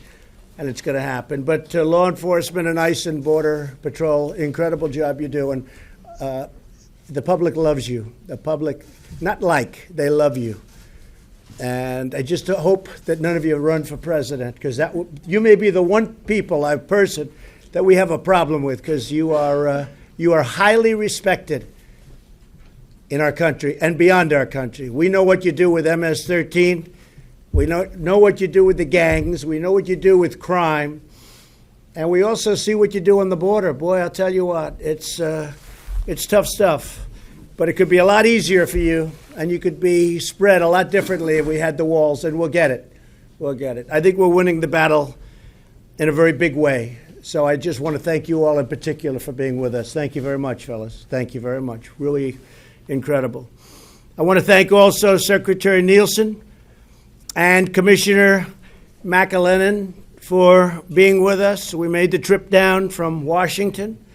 And again, Senator John Cornyn has been an incredible champion of what we're doing, and a very popular man in Texas. And I think we're running in 2 years together, and that's very good for both of us, I hope. I think it is. I think it's my honor, John. I want to tell you, the people in Texas love you.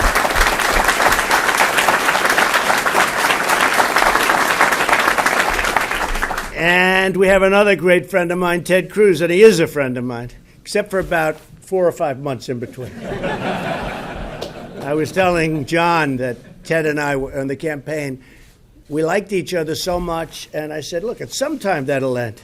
Right, Ted? But we actually would do joint appearances together, and the press would say, when's it going to end? I said, it'll happen. Ted would say, too, it'll happen. We didn't know it would be quite that violent.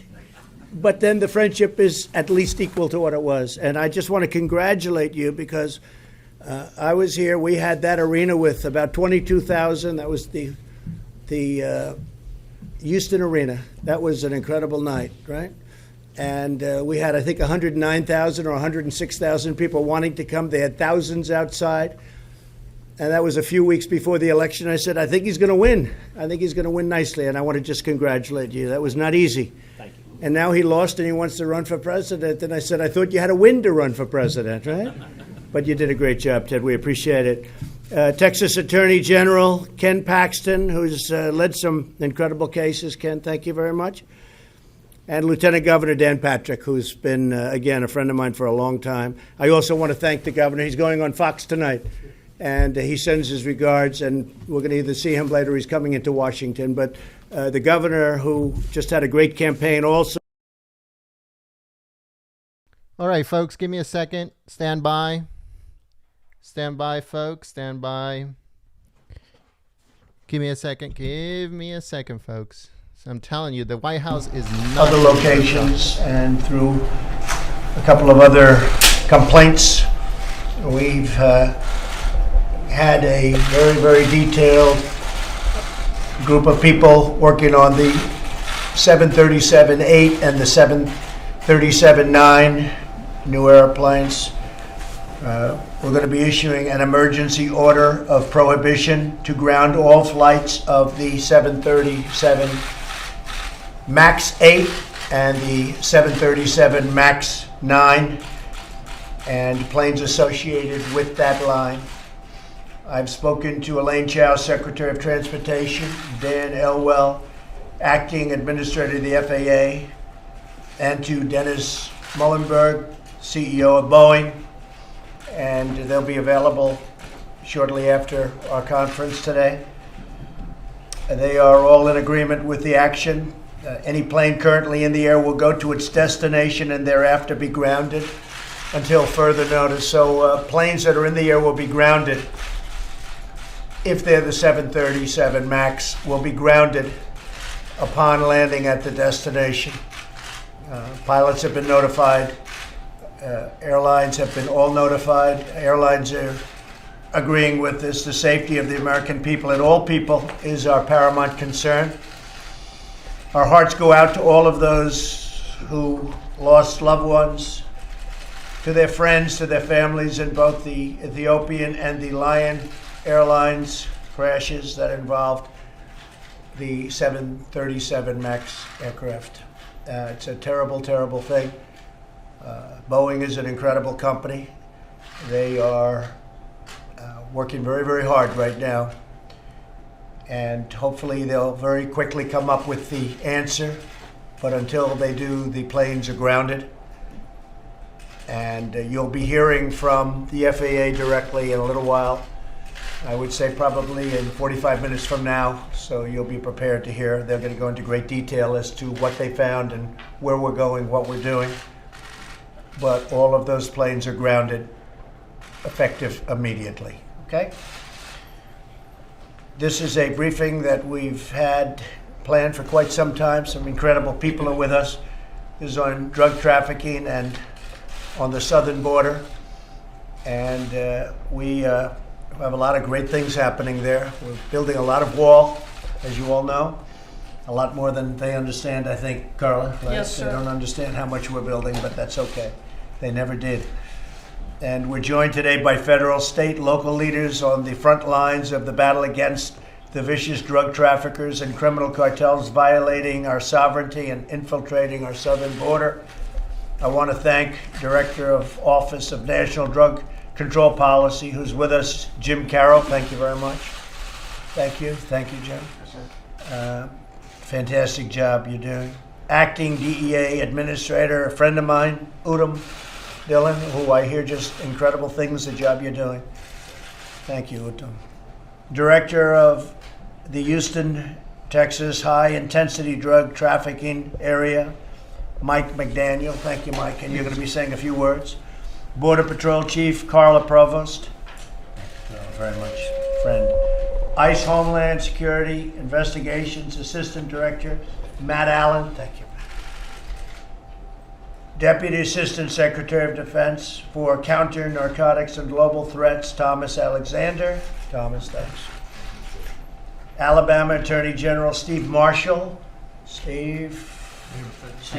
Good. Thank you, Steve, very much. I appreciate it. You're doing a great job, too, by the way. Thank you. I hear. And other law enforcement professionals. These are fantastic people. Work so hard, great danger, and they have incredible responsibility. Tens of thousands of innocent Americans are killed by the vast quantities of deadly poisonous drugs that are smuggled across our nation's very porous borders. They're a lot less porous with us there, but they're coming in bigger numbers. And part of that is because our country's doing so well economically. They're coming up for that. And even the drugs, I guess, the money that we're spending, unfortunately, within the country. If we could just tell people not to be doing that, but they are doing that. We have a very, very strong country economically, and people come up to a large extent for that reason. But we're having tremendous amounts of meth, cocaine, heroin, and ultra-lethal fentanyl. That's literally ultra-lethal. Gets stronger. This comes at a great cost to our society. In excess of $700 billion annually is spent, and we think that's a very, very small number compared to what the actual number is. The administration declared the opioid crisis a national public health emergency. Illegal immigration provides a lucrative cash flow, to put it mildly, to some of the most dangerous and ruthless criminal organizations on planet Earth. We're doing a lot at the border, a lot of wall going up, a lot of equipment has been purchased, a lot of equipment is being purchased as we speak. We have tremendous things going in terms of technology. We have tremendous amounts of technology going to the ports of entry where a lot of the drugs come in, but I think it's highly overrated. I think much of the drugs, the big loads of drugs, and certainly the human traffickers go not through the ports of entry. They go through the open areas where they don't have walls.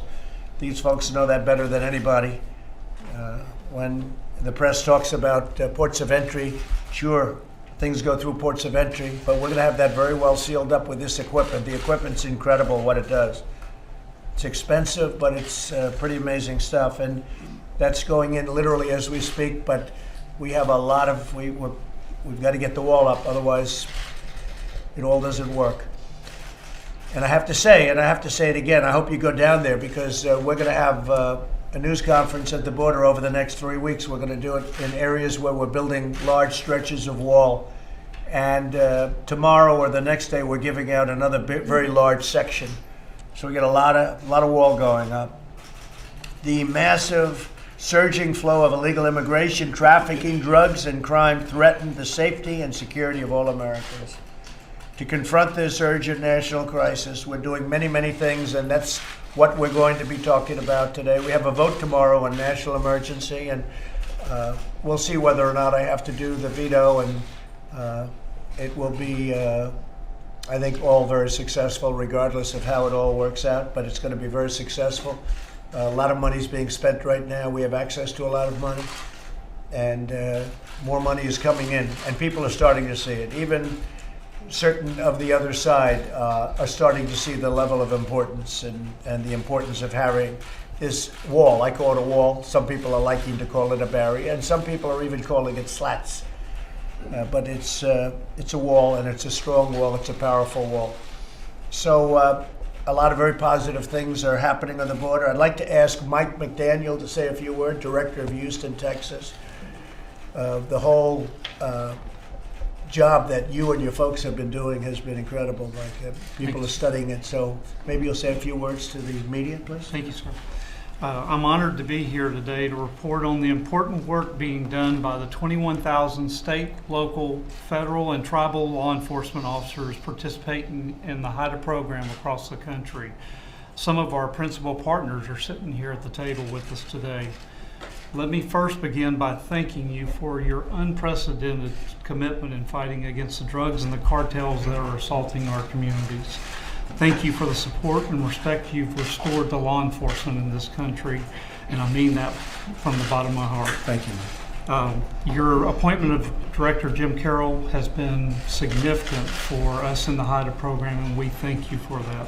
And also for you signing the reauthorization of ONDCP with the Opioid Act that you signed. So thank you very much. We all see the charts, and everyone in the table is familiar with seeing 72,000 in 2017 died of drug overdoses, and it sometimes I believe the general public doesn't realize the magnitude of what that really represents. And matter of fact, I was at a rodeo event in Houston this weekend, and the announcer said there's 72,000 in attendance of this thing, and I looked around the stadium, and you talking about giving it a whole new perspective of how big of a crisis this is in our country. Just take a look at the next time you're at a major sporting event. Good way of explaining it, too. Yes, It's sir. a stadium full of people. Yes, sir. Now is not the time for business as usual in addressing this epidemic. Now is the time for us to develop and implement new and innovative strategies to address this country's drug addiction issues. The fact that we cannot arrest our way out of this problem is well recognized by law enforcement. But law enforcement is a part of the solution, and the emerging partnerships between public health and public safety have never been more important. And HIDA is the perfect platform, and the DFC, the drug-free communities, is a perfect platform to work along side by side with our treatment and prevention partners. As a point of reference, I've been involved in drug law enforcement for 36 years as a police officer with the City of Houston, 24 years with the Drug Enforcement Administration, and I retired to get the job that I'm blessed with having now as the Houston HIDA Director. But today I come representing the other 32 HIDA directors across the country, and thanks to this administration, the HIDA program is now in 50 states with the inclusion of Alaska, and we're very proud of that. And the HIDA program is in 33 critical regions to include our 5 Southwest border HIDAs. We just recently in Arizona had a seizure of 29,000 counterfeit OxyContin fentanyl tablets that actually had contained fentanyl, and it was an Arizona HIDA task force that seized these, and they seized them up in Phoenix, Arizona. The scary thing about that is those drugs actually went through our southwestern border primarily through backpackers that are moving them up into the communities of our nation. And as a matter of fact, the Arizona HIDA just last week had to issue an alert about teenagers overdosing on counterfeit OxyContin pills. So how many of those pills are actually making our community is really the scary thing to focus on.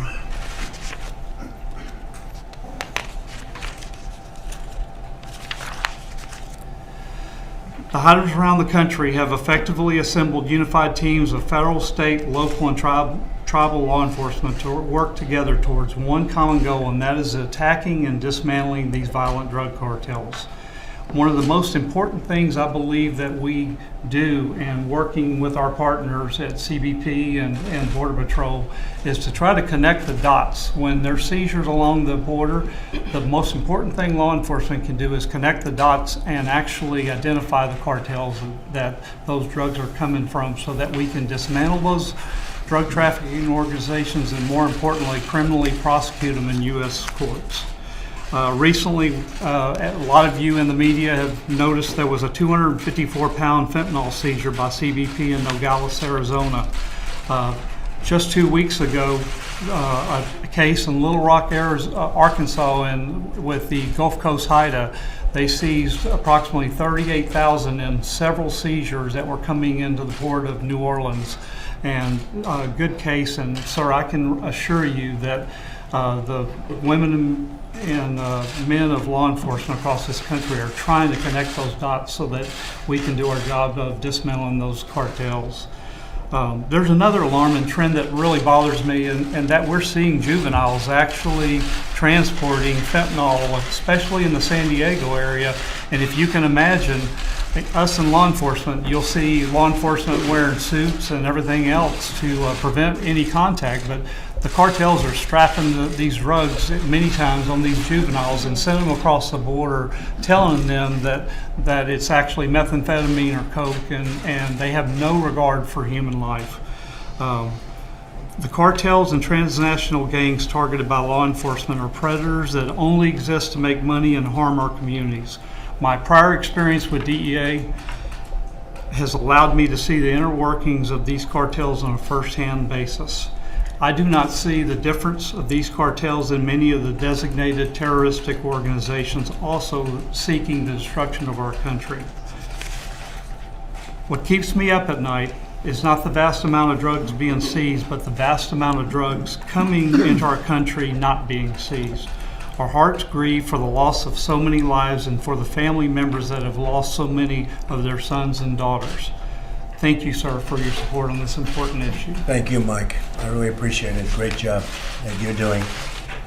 Okay, any questions? Yeah, Mr. President, can you give your reaction to the Manafort sentencing, more than 7 years, and the fact that the Manhattan District Attorney has now filed similar charges in New York State, which would seem to negate any effect of any pardon that might be down the road? Well, I feel very badly for Paul Manafort. And, you know, he worked for Ronald Reagan very successfully. He worked for John McCain. He worked for Bob Dole and many others for many years. And I feel badly for him. I think it's a very sad situation. I saw that just a little while ago. And certainly on a human basis, it's a very sad thing. I feel badly for him. And Mr. President, the new charges in New York? Decision to ground the airplane. Secondly, why haven't you made arrangements to have a formal meeting with President? Say it again. 2 questions. Was Canada's grounding of Yeah, well, we're doing it almost as a simultaneous. Was that a factor And as we were coordinating with Canada, we were giving them information, they were giving us information. We very much worked in conjunction with Canada. And you're going to be having an announcement in half an hour or so directly from the FAA as to some of the details. But we were working actually very closely also with Boeing and with other countries, but Canada was one of those countries. And on the China trade meetings that you anticipated having with President Xi, why haven't you secured a date yet? Well, I think things are going along very well. We'll just see what the date is. I'm in no rush. I want the deal to be right. Much more importantly, it's somebody said, I'm in a rush. I'm not in a rush at all. Right now, we're getting billions and billions of dollars of tariffs paid into our coffers. I am not in a rush whatsoever. It's got to be the right deal, and it's got to be a good deal for us. And if it's not, we're not going to make that deal.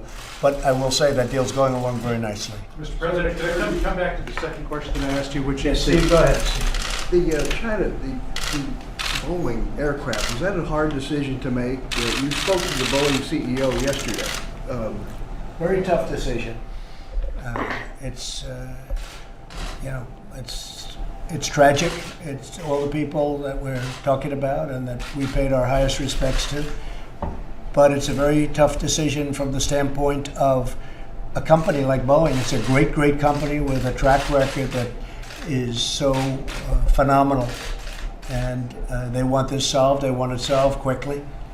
They don't know the problem yet. They have to find the problem, but they don't know the problem. It could be a lot of different things. So they have to find it, and they will find it.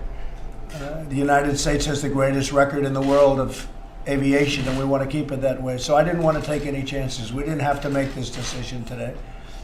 We could have delayed it. We maybe didn't have to make it at all, but I felt it was important, both psychologically and in a lot of other ways. And again, working with Canada, working with other countries, we just felt it was the right thing to do. And also, in speaking to Boeing and speaking to airlines, I spoke with American Airlines.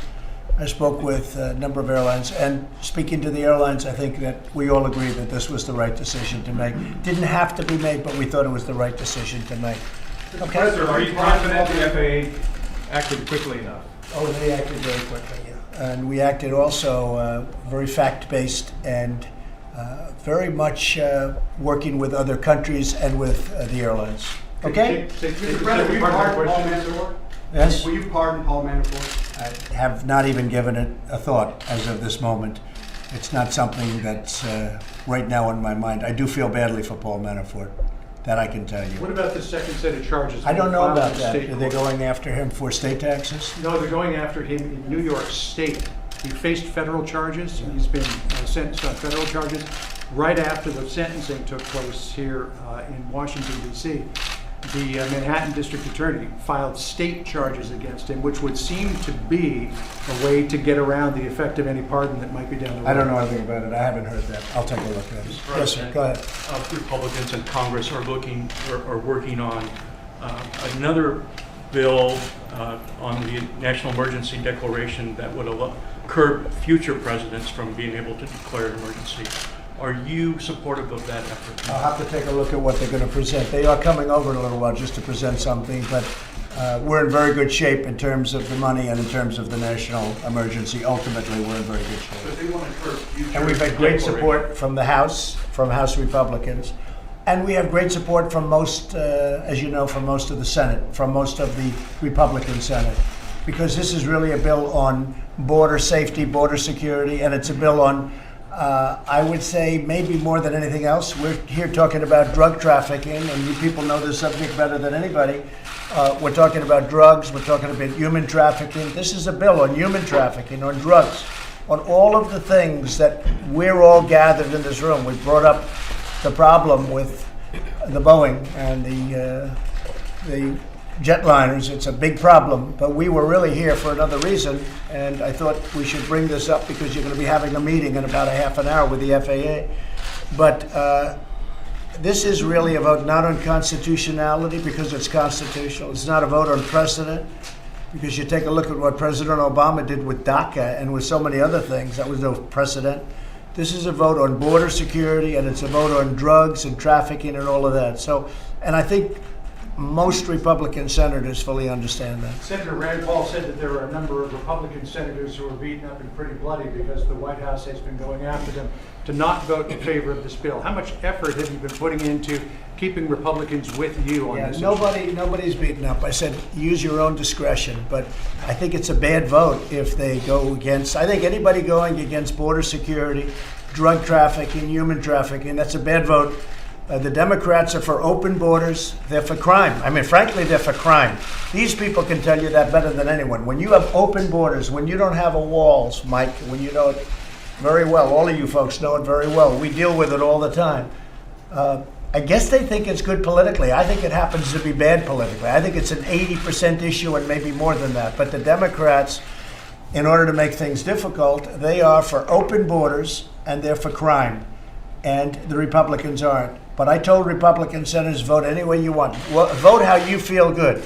But I think it's bad for a Republican senator. I also think it's bad for a Democrat senator to vote against border security and to vote against the wall. I think if they vote that way, it's a very bad thing for them long into the future. Steve? The China trade deal doesn't have to include intellectual property. Yes, it does. It has to include everything. So it's possible this could all fall apart. Anything can, but I think we're doing very well. I would say that we're, and I tell you, I'm very open about it because I'm very happy the way we are right now. We're collecting billions and billions of tariffs. The money we have pouring in now, we've never had money like that pouring in from China. We are collecting billions and billions of dollars, mostly paid for by China. If you look at the 25%, a report was done where 4 points out of the 25% are paid for by us, and 21 points are paid for by China. So we're in a very good position, one way or the other. I think the deal is going to be made. I think there's a very good chance the deal is going to be made. And I will say, officially, we're doing very well on the deal. So, but we'll see what happens. White House seemed to be about 50-50 on a deal in testimony to Congress yesterday. What gives you Well, optimism? I think you always have to be 50-50. 50-50 is very good. But I think even if you felt you're better than 50-50, you should never say it. I think 50-50 is good. What gives you optimism?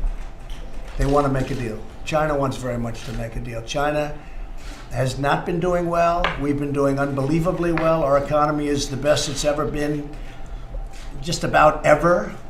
You look at our unemployment numbers. If it's African American, if it's Asian, if it's Hispanic, they're the best historic numbers in history. In the history of our country, they're the best numbers we've ever had. And overall employment, the best in 61 years, and that's going to soon be a record if we keep going the way we're going. It's going to soon be a record, but it's the best in 61 years. Our country is doing great. China would like to make a deal, and we'd like to make a deal. We'll see. We have a very good relationship. I have a very good relationship with President Xi. We're going to see what happens, but it's an exciting time in terms of trade. We just made a deal with Mexico, Canada. We just made a deal with South Korea. We have other deals that we have cooking, and frankly, our country is being taken advantage of by everybody. We were getting what was happening to our country on trade was a horrible thing, that this wasn't done years ago. And I'm not talking about the Obama administration. I'm talking about that and plenty of other administrations before it, that they could have allowed this to happen. We lost, over the last number of years, almost $800 billion a year on trade. What kind of deal? Who's making these deals? So we're making great deals, or we're not going to make them at all. We're going to go tariffs. Are you in favor of nailing down a deal before summit so that all that would need to happen Doesn't at the matter. summit is just I'll go a either summit? way. I think President Xi saw that I'm somebody that believes in walking when a deal's not done, and there's always a chance it could happen, and he probably wouldn't want that. That could be a reason, but we can do it either way. We can have the deal completed and come and sign, or we can get the deal almost completed and negotiate some of the final points. I would prefer that, but it doesn't matter that much. Shanahan, your pick for defense secretary? He's doing a great job. Shanahan is doing a fantastic job as the acting secretary. Would you nominate? Well, I'm just telling you, he's doing a great job. Look at what we've done with respect to the caliphate in Syria. I was told by our previous person that it was going to take 2 years to knock it out, and I did it in 3 weeks once we started. Did it really in less. And I have a great group of people. We are surrounded by some tremendous talent in this building. We have great secretaries and a lot of great people. I don't think they get the credit for the job they do. Look at it. You take a look at the economy. You take a look at regulations. You take a look at tax cuts. You take a look at all of the things that we've done. We have great people in this government. Any update on North Korea? No update. No. Do you have any idea when Seem to have a very good relationship. We'll let you know about it. Any idea when the Mueller report is coming down? Are you anxious to see it? Have no idea. I can only tell you one thing. Again, that was proven today. No collusion. There's no collusion. There's no collusion, and there hasn't been collusion. And it was all a big hoax. And you know it. It was done and stated by the Democrats because they lost an election that they should have won because the Electoral College is a big advantage for Democrats, not for Republicans. And they should have, and I ran the clock out. We ran the whole thing. You ran up the East Coast from North Carolina to Pennsylvania. Then we go up to Wisconsin and Michigan, states that hadn't been won for many, many years. We won those states. And they said, how do we solve this horrible problem? We lost an election that in theory, some people, I didn't, but some people thought they were going to win, right? And they said, I have an idea. Let's blame Russia. It was a hoax. It was all a big hoax. And now you're seeing it. Today, again, no collusion. The other day, no collusion. There was no collusion. When I had to go to Wisconsin, I went to Wisconsin. When I had to go to Michigan and Pennsylvania and South Carolina and North Carolina, that's where I'd go. When I had to go to Florida, which we won easily, I went to Florida. You don't call Russia when you go to Florida. Russia won't help you much. Have a good time, everybody. Thank you. Thank you. Thank you very much.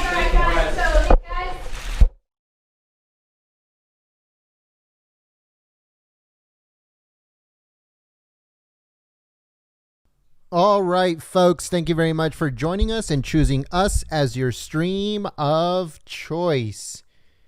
My name is Jen. I'm from Golden State Times, and I am the host of the stream. And I'd like to thank you so much, everyone that is shared the live stream on social media, on Facebook and Twitter. I know that Facebook was giving a lot of issues regarding sharing the live stream, but I was looking on Twitter, and it's trending right now that both Facebook and Instagram are down. So maybe that's the reason why it was giving such a big deal about sharing our link on Facebook. So if you tried on there, thank you so much. I know it's not your fault. But I don't know if you guys saw on the chat, folks, we have emojis now. We have custom emojis, and we're going to be bringing out new emojis every single month. So if you guys want to help us out and sign up for that, all you have to do is click the join button that you see below the video. If you don't have a join button because you're on mobile or on tablet or on iPad or anything like that, then all you have to do is just click the link that I am putting up on the chat. And that way you get a Trump hat right next to your name on the chat. And also you get to use all of the custom emojis that we have up to right now. Our graphic artist is working on custom emojis, like actual custom emojis that are awesome. They're looking fantastic right now. Once I get all that stuff done, I will be bringing them out, little by little, so you guys can see. We're going to have Space Force emojis. We're going to have American flag emojis, which we have one already, but we're going to have new ones coming out. We're going to have new Trump emojis coming out, bald eagle emojis. We're going to have a bunch of different kinds. So make sure you guys stay tuned for that. If you guys want to sign up for that, once again, all you have to do is click the join button right below the video. But if you don't have a join button, then just click the link in the chat. And that way you guys can help us out on a monthly basis. That way we don't have to worry about demonetization or anything that YouTube is doing to us on a daily basis, folks. This is just on a daily basis. So if you guys want to help us out, you guys want to get some perks and what's it called, and use the emojis and have the Trump hat next to your name, all that stuff, all you have to do is just click the link in the description. Click the link on the chat, or click the join button above the description and below the video. I'll leave the chat open just in case you guys want to hang out as I'm uploading the video, just in case you guys missed it. So make sure you guys stay tuned. Thank you so much. I'll put some music on too, so that way it won't be too quiet on here. But you guys can hang out for a little while. I'll be on the chat in just a moment.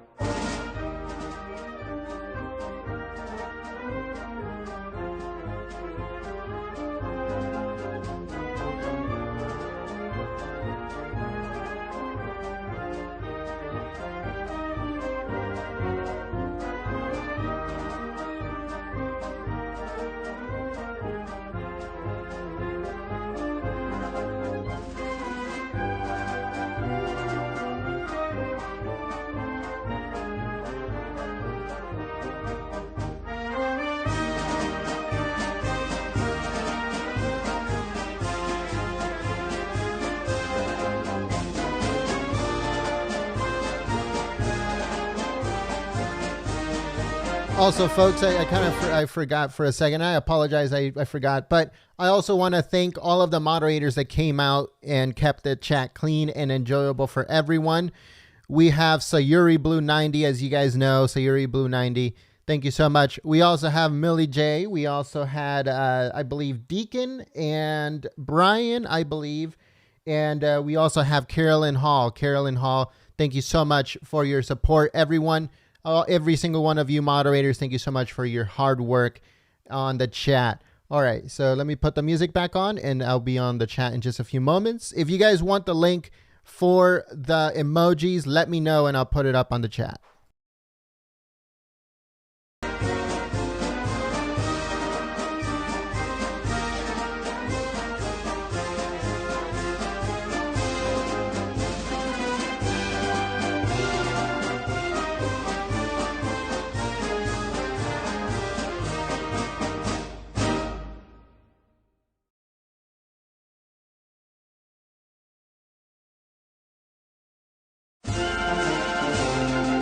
All right, folks, so I want to give a shout out to Angela Goodman and J.N. Morgan. Thank you so much for your support through Super Chat. Again, Angela Goodman and J.N. Morgan, thank you so much for your support through Super Chat. We also have a new member, folks, Drew Tazy. Drew Tazy, thank you so much for being a member. Now you have a Trump hat next to your name, and you'll be able to use the all the emojis that we have up to right now. We're bringing out new emojis every single month, so make sure you stay tuned for that. And also your name will come up at the bottom of the ticker of all of our videos and live streams, so make sure you you look out for that. Thank you so much again to Drew Tazy.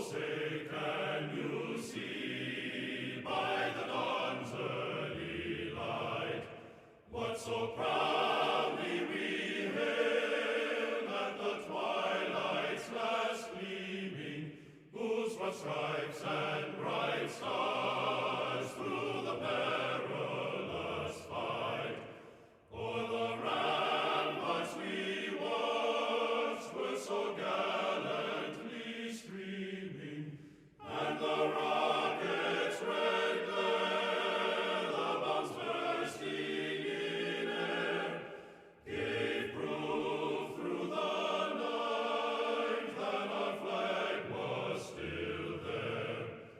Oh, say does that star-spangled banner yet wave o'er the land of the free and the home of the brave?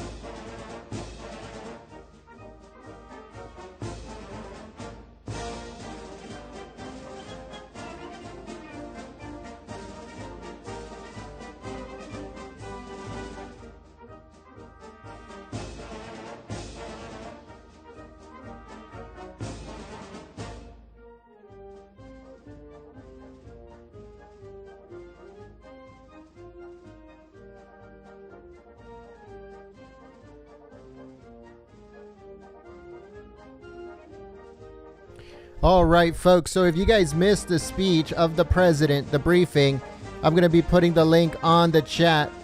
Let me know if the link is working. If it is, make sure you guys head over there and give it a thumbs up and share it on social media. I hope Facebook is working now because it wasn't working while we were streaming. But if you guys can please share that live stream on there, then that would be great. Thank you so much.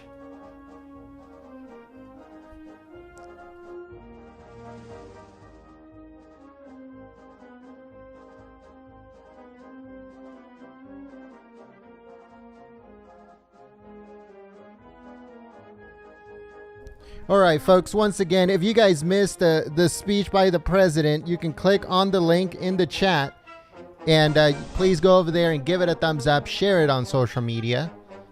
That helps out Golden State Times so much, folks. Also, if you guys saw the custom emojis that we have on the channel, now we have custom emojis that you can use on the chat. So if you want to learn more about that, get more information about it, all you have to do is click the join button right below the video. It says join. You click on it and it'll give you all the information you need. If you're on mobile or if you are on tablet, then you're going to have to click a link that I'll be putting in the description below in just a few minutes. So check back. Don't forget, folks, go click the link in the chat that I am putting up. That is the video of President Trump's speech that just happened. So make sure you guys go over there and show it some love, give it a thumbs up, and share it on social media. There's 2,297 of us right now, so make sure you guys head over there, please.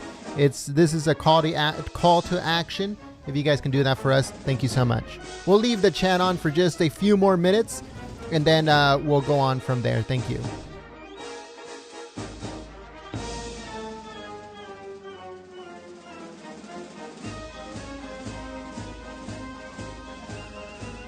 So I think that the FAA is going to have a press conference. So, you know, for those of us that are still on here, if you guys are interested in that, let me know in the chat. But please, before we do that, if you guys can head over to the video that we just uploaded of President Trump's speech, and if you can go over there and give it a thumbs up and share it on social media, that would be great. That helps us out so much, folks. So if you guys can do that for us. And then we'll stand by for a few minutes while we see if the FAA is going to have a press briefing regarding the Boeing planes. So we'll stay on live for just a little while to see if that happens. Thank you so much.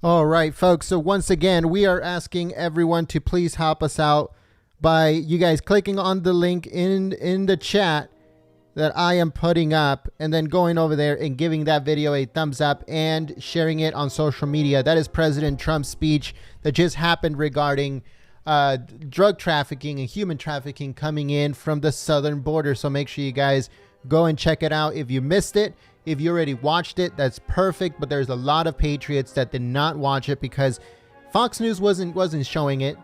Mainstream media wasn't showing it. No one was showing it, folks. Golden State Times was showing it, and maybe a small handful of other channels were showing it here on YouTube. But we were basically the only one that was actually showing the whole thing. So if you guys can help us out by clicking the link in the chat that I am putting up and going over there, giving it a thumbs up and sharing it on social media, then that is a good way of more people being able to see exactly what is happening. Stuff that the mainstream media does not want to show at all. It's ridiculous how Fox News and stuff like that were not showing it.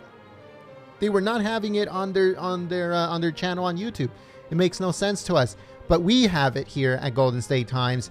We are here for you, and we will make sure that we have all the footage from the White House that you guys need to see. Thank you so much.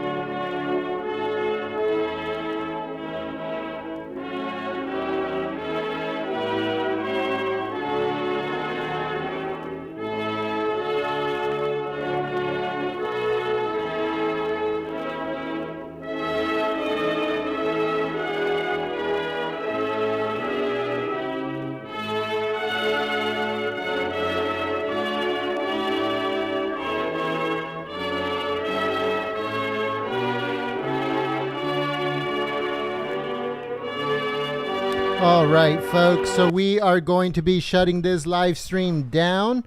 Thank you so much for choosing Golden State Times as your stream of choice. If you guys missed the president's speech at any point, I'm going to be putting it up on the chat. So make sure you guys head over there, give it a thumbs up, and share it on social media. So again, we're going to be shutting down this live stream. If you want to continue your conversations, you can do so on the link that I am putting on the chat. Also, if you guys missed the president's speech, also click on that. And then that way you guys can go and check it out if you missed it. But if you didn't miss it, make sure to share it and give it a thumbs up. That way other people can see it. Because mainstream media was not showing this, folks. They were just not showing it. And it's pretty crazy to me why they wouldn't show something that has to do with the President of the United States.